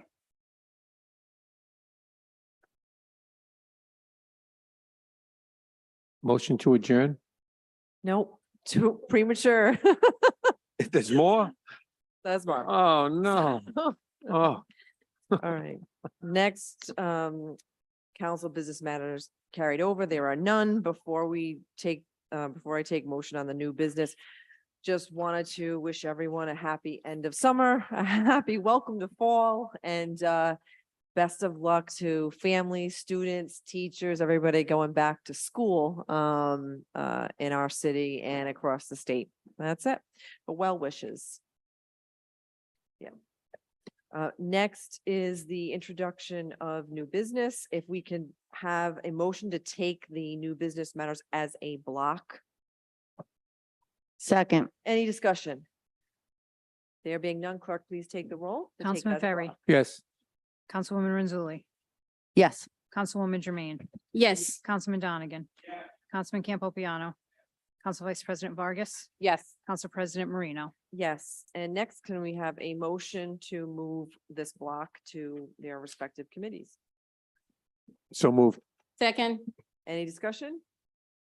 There being none, clerk, please take the roll. Councilman Ferry, Yes. Councilwoman Renzulli. Yes. Councilwoman Jermaine, Yes. Councilman Donegan, Councilman Campopiano, Council Vice President Vargas, Council President Marino. Yes. Good evening. Motion to adjourn. All those in favor? Aye. Ayes have it. Good night.